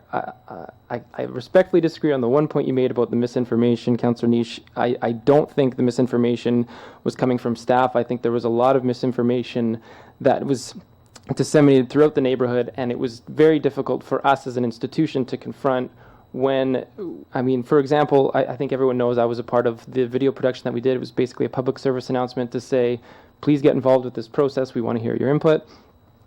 And some of the comments that I received, people were saying things like there was going to be 70 additional cars back and forth. I mean, the claim that we're losing foreshore access is just simply not true. I mean, we can't build a staircase to nowhere. There's private land underneath that's owned by CN. It's owned by BC Ferries. I mean, that land is going to continue to be unavailable for public use. So, I mean, the comparisons to Service Park and to Stanley Park are, I think they're completely ridiculous, quite frankly. I mean, when you look at the map that was up there, and you're talking about a 6-meter right-of-way on the face of a cliff, we're not talking about a waterfront park. We are talking about, just as you said, Councillor Niche, a drainage right-of-way. So that's the one point I want to make, is there is some misinformation that was out there, and I think it was really unfortunate that we were confronted with. I really wish, I don't know if anyone knows this, but I live in Section 2, and everyone's saying nobody on council lives in Section 2. I'm right there. I'm down the street. I had plenty of conversations throughout this process, and I really just wish that, the neighborhood, when they're calling a public meeting, very purposely, I think did not invite me down there. And I would have loved to come and provide my input, but I don't think that they wanted me there because they understood that I was going to bring a different perspective. So the other points I'd like to make. So first of all, I think the one concern that Councillor Niche hit on that was raised the most was actually not necessarily opposition to the project, but the purchase price. It's been mentioned a few times that it was the appraised value. But the one thing I want to add is there's a couple people that made comments in relation to the land having more value to the developer. And that's absolutely true. That land does have more value, additional value to the developer than it does compared to the appraised value. But the flaw in that rationale is that we charge tax rates based on assessed value. So if we're going to start to set a purchase price based on a number that we're choosing out of the sky because we think the developer can earn a whole bunch more money, I mean, it's the same thing as trying to set business tax rates based on a company's bottom line. So the logic is inherently flawed. The other thing I want to add is comparing the per square foot cost to other waterfront water view lots.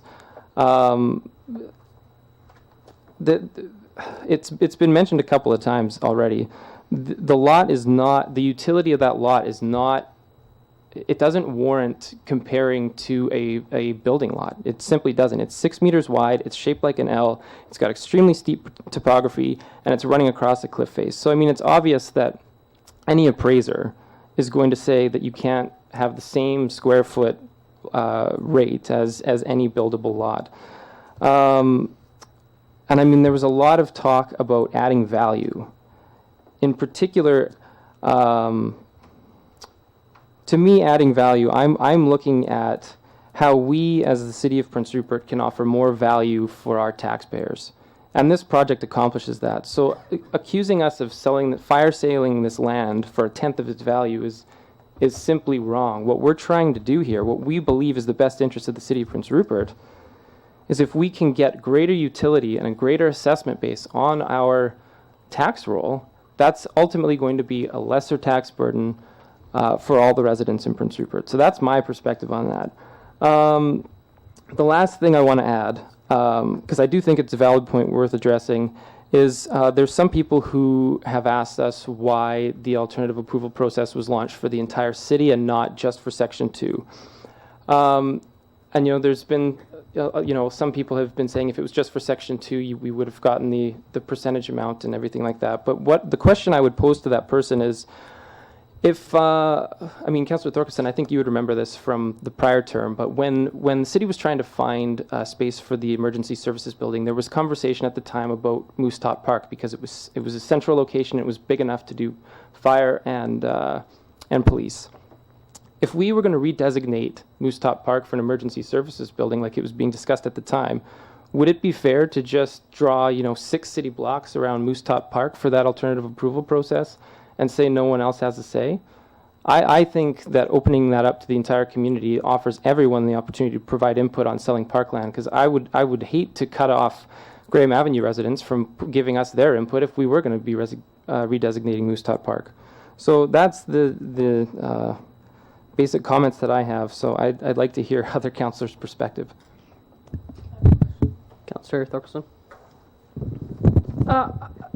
Again, this is just a procedural question. Are we just now discussing the park dedication, removal, and disposal, or are we discussing the sale of the lot? Are we just discussing the rezoning, or are we discussing the sale of the lot? I believe it's just the disposition of the subject lands, and the next motion would be the rest. Right. So this doesn't mean we have to sell it. If we decided we could remove it from parkland and just keep it as city-owned property, we could do that even if we pass this bylaw. Is that correct, Mr. Mender? Yes. Yes, but I believe the developer might want to have a say in that just because they've invested a fair bit into this process, so they might want to weigh in. The only reason is because Councillor Cunningham and I have both independently came up with the same wonderful idea, and that is to put a covenant on the land. And so I don't know if we need to amend this motion and include the covenant with this motion, or whether we just pass this motion and then go on to a motion to sell the land. That's it's just a procedural thing. I believe we can do that at the second motion. That's correct.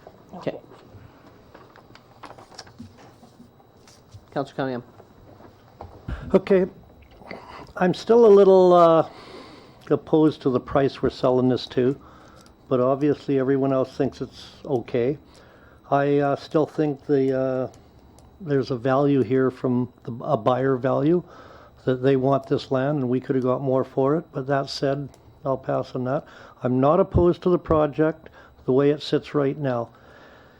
If we are obviously going to take this out of parkland and we're going to sell it. This covenant that Joy and I talked about is probably a good covenant. I think any value that's going to come out of this sale will not come until we have to do some other developments where they might want to go for a variance for height and things like this. Now, that's a whole different ball game. I have no problem, I guess, now, because after talking to everyone and listening to everyone and that, I'm still a little query on the value. I think we should get more for it. I've come across a couple of situations in other places where the assessed value was one thing and what it sold for was 3 times higher than that because somebody wanted the property.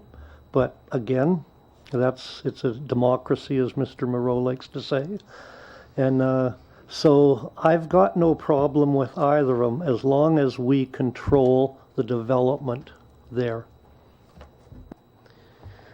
Councillor Randhawa. Thank you, Mr. Mayor. Yeah, we heard different speakers and we got the concern about traffic, design, sale price, and traffic, and sewer line. So on the other hand, we have concern about housing and for city property tax. So, but my only concern, or I would say, question is like if we can get second opinion on the sale price, second appraisal value. I think price is a little bit low, and we can get that. Then I have no problem with this project. Councillor Nish. As far as the price is concerned, I think we could sit here for 3 months and talk about what we think is the right price and what other people think is the right price, and we're going to come up with 100 different results, and that's why you hire a professional to do that. The professional has come in and said that this is what the land is worth. I understand that when the land is eventually attached to this property, there is no doubt that it will value that property more. But the reason why developers want to do things like this, especially in Prince Rupert, is because the cost of getting out of the ground is very costly. Now, they're not just buying it for $21,000, and it's not like they're spending zero and then making more on it. I mean, they've had to pay for legal fees. They've had to pay for, there is a process, and I think that's got to be noted that they have invested time and money into this too, and it's not just about them saying, I'm going to buy it today and I'm going to sell it tomorrow. If they do sell this project to somebody else, that may be a possibility. And I think with this possible covenant that Mr. Cunningham and Thorkelson have written up, which I'll leave to them to read, I think with some adjustments we can do something to stop that. So I do believe that a professional was brought in to appraise this property, and I do think that that's the reason why they're hired. We could make the argument that it is worth more money. There is no doubt that when it is combined with another property, it is valued more. I don't disagree with that. But as it sits right now, we can't sell it as a developable lot. I mean, if we could sell it to someone to build a house on there, well then, yeah, we'd probably sell it for $200,000 or $250,000. But it's not a developable lot. We have to sell it as what it is. It's a drainage ditch. And I'll just add quickly here. I met with Graham Avenue residents a couple months ago, and we had a lengthy discussion over a variety of topics, and this topic came up. And at that time, we hadn't made any decisions yet on how we were going to proceed with this process. But that being said, one of the things I communicated to Graham Avenue residents is that this property, not the one we're selling, the one in front of it, was already rezoned in another process. The property was rezoned, and then the owners sold that property to somebody else. One of the concerns I've been hearing is we don't know what's going to be built. The thing is, the developers don't have to come back to council to show what they're going to build. As long as it fits within our guidelines, as long as it fits within our permits and the building permits, they can go ahead and build whatever it is they like to build because they already have the zoning that they need, and they own the property privately. So even if council decided not to sell this piece of property, the developer as is can build whatever it is they choose to build as long as it fits within our guidelines. And what will happen is that L shape is going to be trapped in front of a development. And so, which means that the public would then have to access that public piece of property through private property to get to it if they were going to go ahead and walk down the edge of a cliff and play down there. So regardless if this property is sold or not, there will be a private property development in front of that lot, and it won't necessarily be accessed, and I don't know if I'd have my kids playing near the edge of a cliff. And so that is one of these issues here is that people have to understand is that by selling this, we add additional value to a lot that's going to be trapped And then there would be additional units, which then means more tax revenue for the community to do the things we need to do. And so at this moment in time, regardless of this sale or not, the property owners don't have to come to council again with a new development proposal. As long as it fits the guidelines, the property is rezoned. There is nothing this council can do about that. And unfortunately, the previous owner decided to sell the property from the original proposal. And I've seen it. You know, Mr. Denton showed the card with what it was proposed. And you know what? It's a lovely development. And you know what? I am trying to encourage this developer to continue with that exact one. But it is their private property at a zone price, at a zone place. It's their right to do that. And we're saying, okay, we will probably work with you if council decides to do that today, to get some additional units, to get additional tax revenue in a balanced way that doesn't, I believe, harm the town's interest in terms of public spaces. We just named the Atlan Park, Odd Eidsvik Park, which has lots of area for play and room for the residents to use.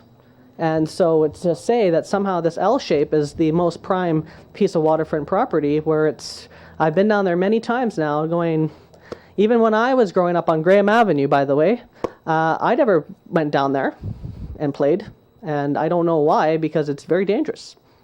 And so I have to say that. I mean, this is just the reality of the situation, is that unfortunately somebody decided to designate this parkland, and I don't believe it's necessarily a piece of parkland. So I have to say that. Anyways, any further discussion? Just for the people at home, I'd just like those pictures brought up actually of the area, so that the people at home could see what we're talking about here, so they just don't think we are selling a piece of parkland, is what I would consider a piece of parkland.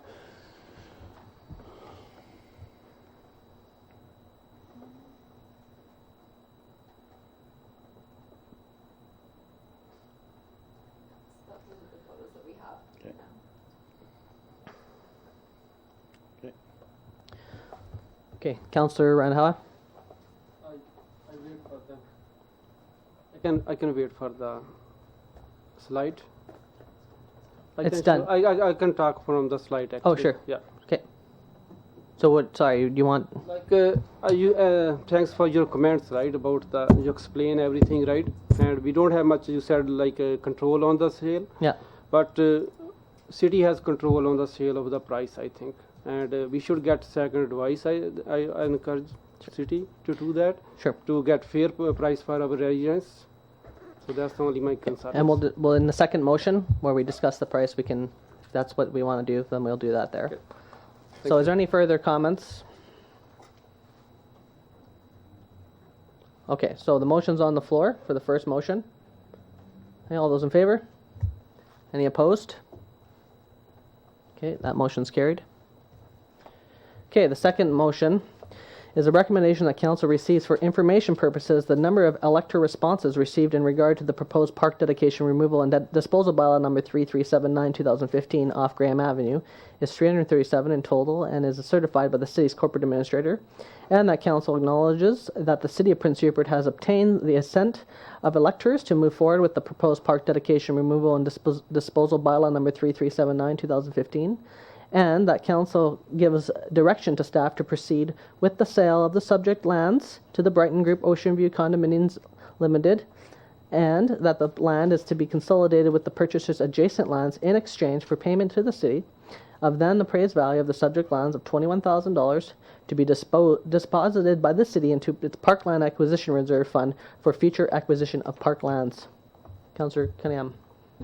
And I'd like to add a covenant to that if we're going to vote on this.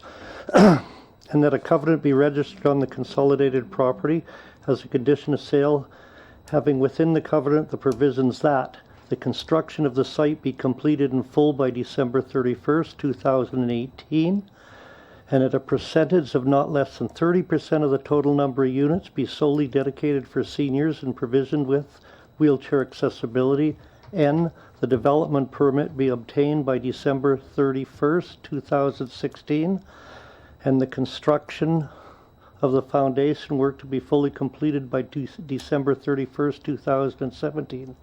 And that should any of these provisions within the covenant not be met in full within the timelines as specified, the city of Prince Rupert shall have the right to take back the lands previously sold at the rate of the original price less 20% for administration costs. I'm assuming you've submitted that then to the corporate administrator? Okay. Just for the record. I'd like to offer a friendly amendment, and then where you read, Your Worship, to say that subject lands of $21,000, if we can say subject lands of $21,000, or if a second appraisal gives a higher price, that price. Okay, do you agree with that amendment? Except I don't believe we had your additional item motioned. Okay. So that's moved with a second with the additional. Okay. So if the second appraiser comes in with a higher price, then we will go with that. Okay. Other questions, comments? The only thing that I would maybe like to change on this, if possible, would be I think the dates are a little bit unrealistic. I think they should all be moved like maybe one more year. To get a development permit by the end of this year is probably being a little bit unrealistic. I mean, these people have a lot of planning to do. So, I mean, I don't know if that would be an option for you, but I would look at it as basically adding one extra year onto each one of your dates, if you would be interested in that amendment also. Yeah, I'd agree to that. Seconder? Sure. Okay. So then that would be, so we would say then the development permit for December 2017 and then built by December 2018. Correct? Yeah. That's what you're saying? 1 year ahead. Yeah. Okay. So all three of those dates. Yeah. Okay. I've got a few concerns with that particular covenant. I mean, first of all, a covenant like that fundamentally changes the proposal that's already been negotiated and is on the table. I just have a question in relation to item B that you mentioned, Councillor Cunningham, but I think this might be a better question for the corporate administrator. A percentage of not less than 30% of the total number of units be solely dedicated for seniors and provisioned with wheelchair accessibility. Do we only have the power to register that covenant on this small piece of land and not the proposal in general? No, through your worship, this would be put onto the consolidated piece of property, so it would be as a whole. Right. Thank you very much. From my perspective, putting a covenant on it that's that specific, after we had already had something on the table for a number of months now that had already been agreed to, I think it fundamentally changes the proposal, and the developer's not here to really provide their feedback. So all I would add is, I mean, I'm supportive of a covenant in general because that satisfies a major concern that we've heard, which is the speculative nature of Prince Rupert real estate right now. But I mean, if we're going to have a covenant on it that the construction of the site be completed by a certain date, I don't think we need to have, you know, the construction of the foundation work be completed by a certain date, the development permit be obtained by a certain date. And I think we could work on good faith with the developer to make sure that this project actually has a look and feel that we want to see. I don't think we need to just throw in a covenant right at the last minute that fundamentally alters the proposal that's already been agreed to. I just don't think that's a good process. It doesn't provide certainty to anyone that's coming into Prince Rupert to do business. And it really, if I'm the perspective of someone coming in to invest my money in Prince Rupert on a housing development, and I see a council put a covenant on at the very last minute, I'm going to be concerned, rightly, about all of my private property in town, that if I try to do something, that a covenant's going to get put on. So I really wish that we had brought this up a lot sooner in the process, because, I mean, again, I don't fundamentally disagree with putting a covenant on it that we can satisfy the concern of speculation by having a date for construction of the site. I don't think we need to prescribe how they have to do their work. I mean, I'm a big believer that private property rights is kind of the reason that Western society exists the way that it does today. And I mean, I can't support the covenant the way that it's being proposed here. Councillor Torkelson? Well, I don't mind playing with dates, and I really don't mind if the council agrees to to deal with the dates for the development permit and the construction of the foundation work. I could live if I'm not a contractor. If that's too restrictive for contractors, and that's too restrictive for contractors. I'm not too worried about private property rights. I think that there's many places in the world which restrict access to private property rights, and I think if you find out Germany is a democratic state and the Scandinavian countries are democratic states, and I think that what we have here is, in my opinion, a park that was not, in my opinion, to be a park. But the residents of the area feel strongly about this development. It seems to me that they are using the idea of the park, so-called park, as a way to try to influence the developer into doing what they believe that was promised, which was a seniors condo housing unit. And I think that we need to have a seniors condo unit. And I think, and I expressed this many times, that a seniors condo unit on Graham,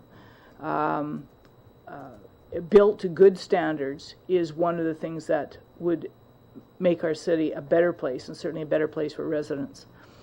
The concern is that we do not have in place yet our building, our changing our building standards, which you just talked about, saying that we shouldn't deal with the liquor control resolution because we need to put more effort and time into that. And I think that that's correct. We do have to try to get those going in a timely fashion. But I think that when you look at what the residents rightly want, is a nice development at the end of Graham that they can all move into. That I think that, and if this is the only way we have to guarantee that, so it's not just going to be flipped, or it's not just going to be developed in a way that wouldn't be accessible for seniors, that this is our only methodology of being able to do so, by passing it as taking it out of parkland, by putting it into private land owned by the city, and then the city selling it and saying, if you want this land, then you have to develop it by a certain date, and it has to have some units in it, 30% of the units in it, as condo and senior friendly, so we can get in and out of there with wheelchairs as for seniors. That's the only, right now, that is the only tool we have. And I know that it may be disappointing to the developer that this is what we want, and maybe we should have been better organized a year ago to try to get ourselves more in line, but that didn't happen. We are where we are now because we were not a council or a city that really was prepared for this kind of development, and now we're doing that. And so I believe this is the only method that we have to be able to control what happens on that land. We don't have any other method.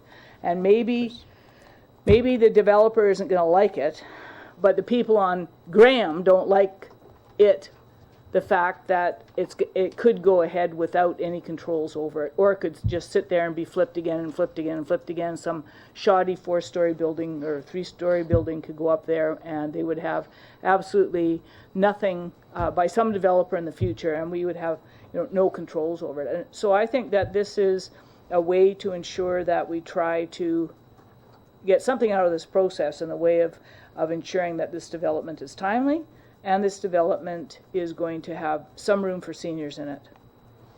Councillor Nish, then Councillor Morrow. Normally, I would kind of agree with Councillor Moreau and not have such restrictive covenants on it. But in this situation, with that it's involving a piece of city-owned land that we're selling, and the potential of flipping, and the potential of nothing really going on there for 10 years, I am believing that this is the way to go on this sale, because it's involving a piece of city land. I totally think that basically, excuse my language, but it's time to shit or get off the pot. These people need to step up. They need to either start building something, or they need to sell the property and let somebody else build something. And this is the only way we're going to get something going. If they choose to flip this property, then the next person will be required to get going on this project right away. And I think this is how we're going to do it. If we're going to sell them this piece of land, this is how we're going to control that. If they choose to go forward with the smaller development, they have every right to do that, and they can start that tomorrow if they want. Councillor Moore? There's a lot of points to respond to there, so I'm going to do my best here. So, Councillor Thorkelson, to your first comment about not caring much about private property rights, I can't respond to that. I'm sorry, I don't have a response. But what I do want to say is that when you claim that that's the only tool we have, I fundamentally disagree. We have engineering standards and we have planning standards in place already to ensure that buildings are not built as shanties. We have building inspectors on staff to make sure that when people build and they take out a permit, that they conform to the standards that we got in place. All right, so I don't think a developer is going to buy a piece of real estate with a water view to build a shanty. I don't think that this is the only tool that we have. We do have that degree of control through our planning and engineering standards. And you know what? I don't actually disagree that you made the comment that this park was not originally designed to be a park. I fundamentally agree with that assessment. I think it was just a designation of the developer at the time. Regardless, we do have, anyways, sorry. I'll go to Councillor Nisha's comment that this is the way to get something going. And again, I think that putting on a series of very restrictive covenants at the very last minute on a development is not a way to get something going. It's a way of telling people that, we're going to hear your development through to the end, and then we're going to change it in such a way that we feel we can get what we want out of it. And for me, I can't really actually fully articulate myself, because if we're not going to respect private property rights as a council, then I don't understand what we're doing here. If we're not going to use our engineering and our planning standards to make sure that development occurs in a way that's actually consistent with our official community plan. So for me, we have those tools in our toolkit.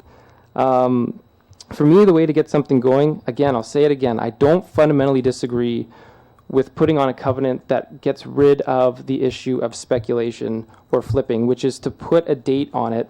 To be really specific, point A, the construction of the site shall be completed in full by December 31st, and I think we all agreed to push that back a year to 2019.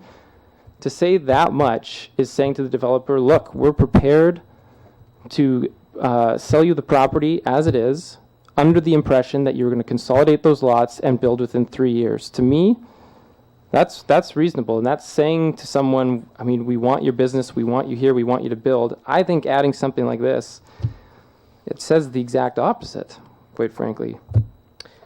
I'll just jump in, actually, one moment, Councillor Cunningham.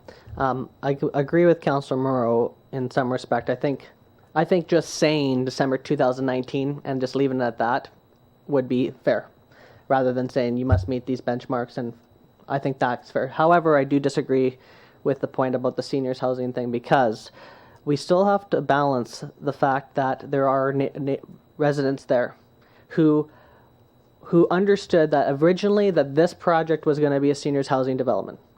And at the same time, we've heard tonight that there is still a lot of people there who are concerned about what's going to be built there. And it's not that no one's going to meet the standard of the building code. No one's questioning that. Of course they're going to meet those standards. But there's nothing in our planning or engineering that's saying you must do some stuff for seniors. And so that is the consistency that we've heard from the neighborhood. And I think we need to ensure that if we're going to go ahead with this, we don't be too restrictive to the point to say we don't want development, because obviously we're all talking that we want this to happen. But I think that and I don't see the developer, to be quite frank, after talking with them, seeing this as too much of an issue, as it already, I believe, is fitting in line with some of the concept that they were wanting to be, which is that people could live there. And I think us, our seniors living there.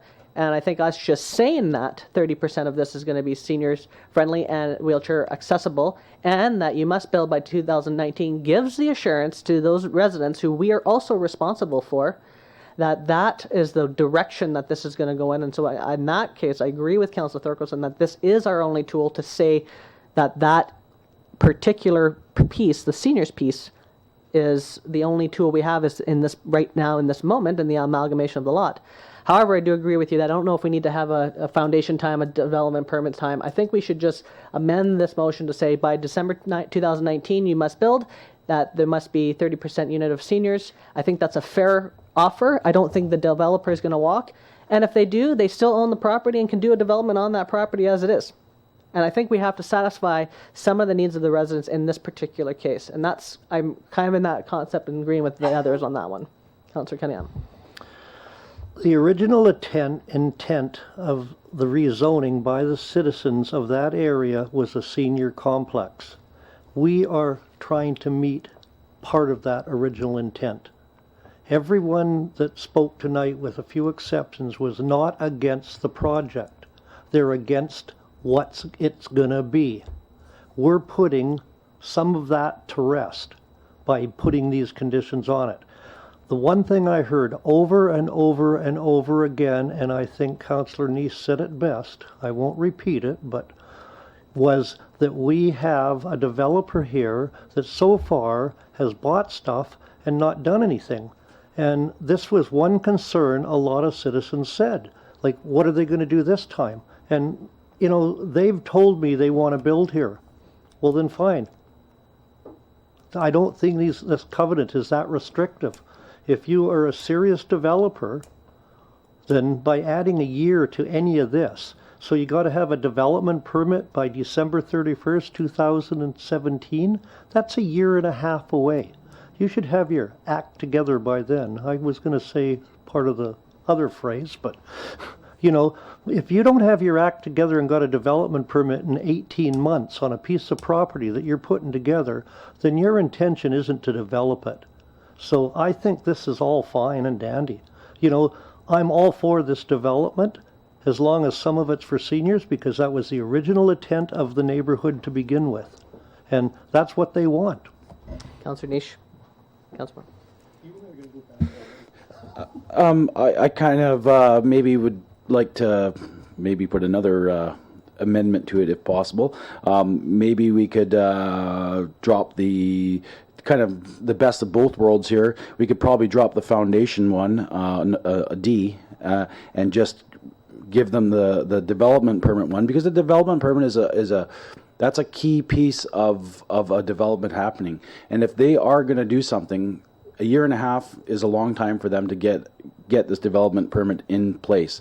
And then we actually know if they're going to do something, or at least show they're going to spend some money to possibly do studies, engineering studies, and move forward with something. So if we could amend it so that maybe to kind of satisfy it, maybe ease it up a little bit, is get rid of D, and like I said earlier, obviously add the 1 year on the other two then. So I don't know if that would be possible to amend that. If the mover and the seconder want to make a friendly amendment. Yeah, I'll make a friendly amendment to that. To and remove drop D. Okay. Councillor Morrow. I feel like I'm fighting an uphill battle, but I'm going to keep going. The point that I'm going to try to make here is that, well, I mean, first of all, to try to take this conversation as me not being supportive of seniors housing is just not true. I really do want to ensure that there's additional seniors housing in Prince Rupert. I know that the demand is there, and I know that the need is there. So I agree with all of you guys on trying to encourage that. But the mechanism to do that is to have our multifamily design guidelines in place as soon as we possibly can. and I mentioned that in my opposition to working on the 1 kilometer liquor rule. I think that having multifamily design guidelines in place is much more of a priority for exactly reasons like this. So the question and the main concern that I'm hearing from you guys and from citizens tonight is, what is the development going to be? What's it going to look like? Really, if we don't have those design guidelines in place, then we're in a position that we're in right now. We can't answer with any specifics other than to say they're going to use it for additional density and potentially some underground parking. If we had multifamily design guidelines in place, we would not have this issue where people are so concerned about some kind of shanty being erected or something like that. I mean, we would have specific standards that every developer would have to adhere to. And the only other thing that I'll add is, in terms of the timing, this is in relation to the covenant. We're talking about the seriousness of developers. No developer can control the economic circumstances in Prince Rupert. No developer can control the demand for units in Prince Rupert. So if something were to change in 3 months or 4 months, if anything changes, I mean, there's no guarantee that they're going to build anyways. So to me, I don't think it's I mean, you've heard my point. I think I've made it. No developer can control the economic circumstances in Prince Rupert. I don't think it's fair to put a covenant on at the last minute that restricts when and how they should build. And I'll just add to that. I completely agree, Councillor Moreau, about the design guidelines. However, we know that even at the fastest rate, that's still months away. And so unfortunately, there is a moving train. And we're on that moving train, and we're building tracks at the same time in front of us. And, you know, as in a perfect world, we'd all be able to stop everything, get it all nicely laid out, and then have it all go. But that's not the case here. And I think in this particular circumstance, that we're not being restrictive to this developer in particular, who this time last year was in this council chamber saying to hurry up to get the Park Avenue development done because they wanted to get moving on that. You know, I think we have to find that balance in the moment as we move ahead. Because I know once we get all these things in place and the design guidelines and all those things in our policies, and that every developer that comes is going to have all this certainty and they're going to know what the rules are, and it's going to be great. And I don't believe, whether or not we have a covenant or not, that they're not going to build something nice, because there is codes to build. I get that.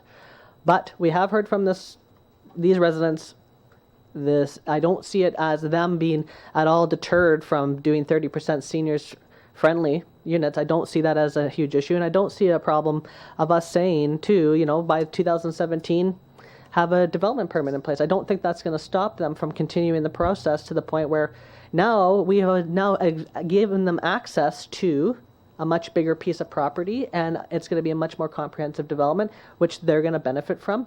And now the residents, if we do pass this, are going to also feel that security that something along the lines of seniors is going to be incorporated, and to give them some assurance, which is also part of our responsibility. So I totally understand where you're at. I totally get it. I wish in a perfect world that we had it all in place where we don't have to have to say it like this. But in this particular circumstance, we know through the years that this project has been stressful for this neighborhood, has been worrisome. We've heard from them tonight. There's a whole bunch of them, and we have that responsibility for them. But we all want development, and we all want to make this community make some more money for itself so that we can do other things. And I think this balance is correct in this particular circumstance. Councillor Cunningham.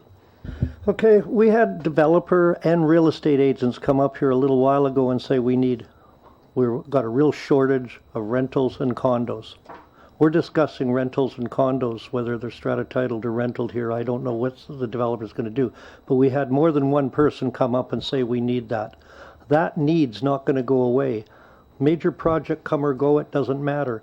We've got the port down there that's already said within the next 7 years they're going to have 5,000 people working down there. That's going to drive the market just as much as anything else in this town. And I agree 100% with Mayor Brain. The guidelines are not in place. We can't pull them out of the air and say, you got to do this. This is the next best thing. So I call the question. Any further discussion, though? Okay. Just because they want to discuss. Thank you, Mr. Mayor. Yeah. Yeah, with this motion, I think we can solve the senior housing problem.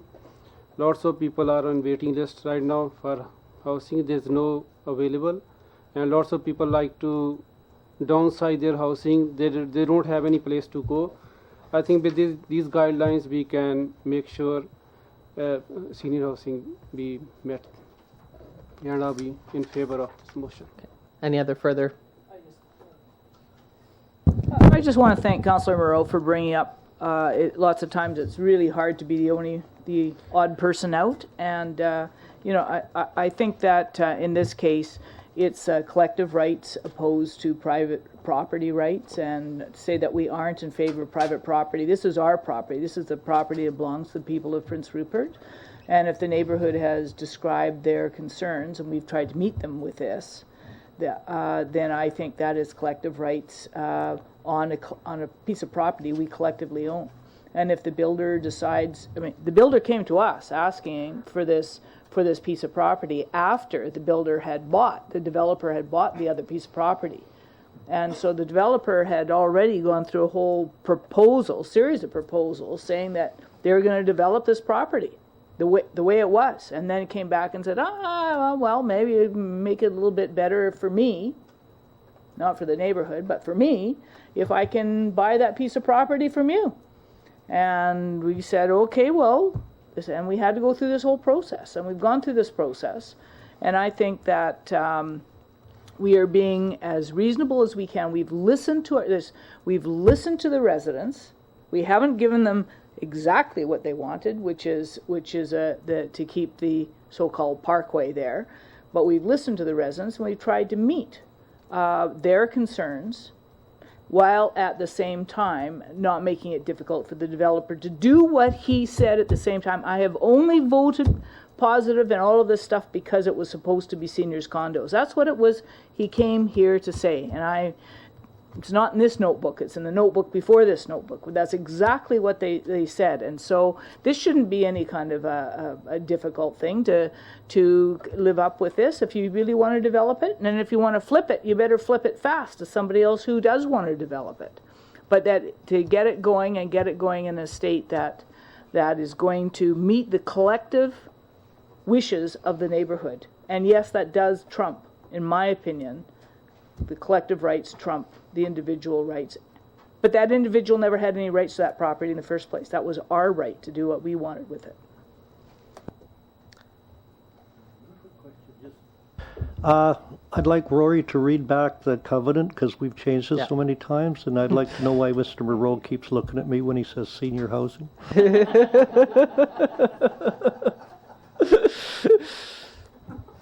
Thank you, and through your worship, that a covenant be registered on the consolidated property as a condition of sale, having within the covenant the provisions that A, the construction of the site be completed in full by December 31st, 2019, and B, a percentage of not less than 30% of the total number of units be solely dedicated for seniors and provisioned with wheelchair accessibility, and C, the development permit be obtained by December 31st, 2017, and that should any of the provisions within the covenant not be met in full within the timelines as specified, that the City of Prince Rupert shall have the right to take back the lands previously sold at a rate of the original sale price less 20% for administration costs. And also the appraised value. Correct. As well. Sorry. That council give direction to staff to proceed with the sale of the subject lands to the Brighton Group Ocean View Condominiums Limited, and that the land is to be consolidated with the purchaser's adjacent lands in exchange for payment to the city.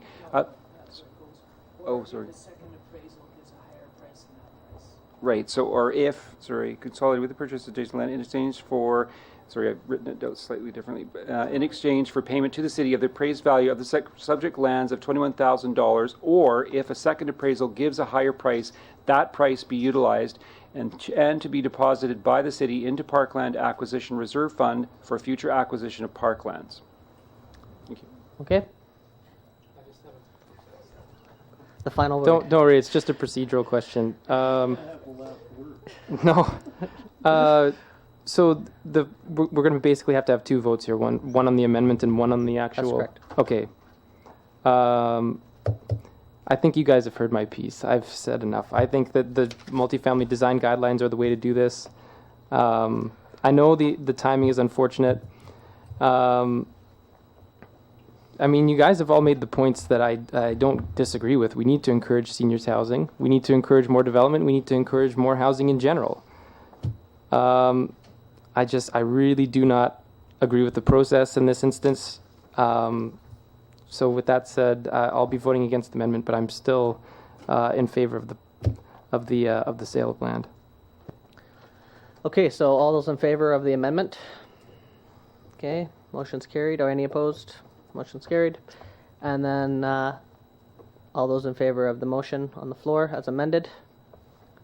And all opposed? Motion's carried. Okay. Democracy is not easy at times, but it's good to communicate with each other, and we try to get the best outcome for everybody.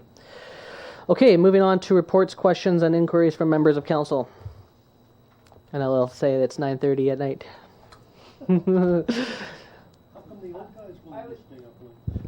I'd just like to report that Canadian Fishing Company, even though they're closed their cannery, they are working, and the work they're doing is minimal work to the fish. The guts are being taken out, and the heads and tails are being removed, and in some cases not even the tails are being removed.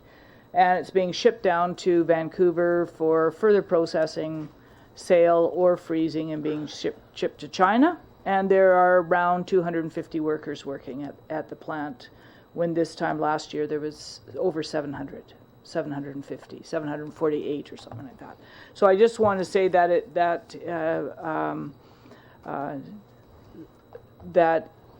the impact of the commercial fishery on this town, even though we are having a bumper year for pink salmon and a bumper year for chum salmon, that we're not going to see the impact on this town that in Prince Rupert that we have seen in past years, and it's a real crying shame.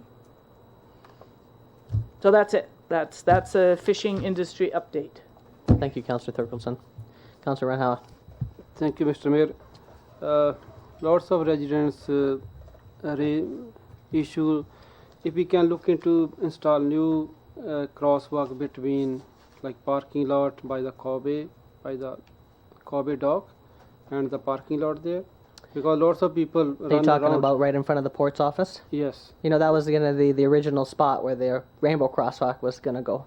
Okay, But so the cost of having to do that was what was deterring that as a rainbow crosswalk anyways. But I think it's something, you're right, that's exactly where everybody crosses. they cross back anyways, no and- one's going to go all the way down to Smiles Yes. and all the way up towards Marina. the other side. Yeah. So I think I can get the operations manager look into that. Please, thank you.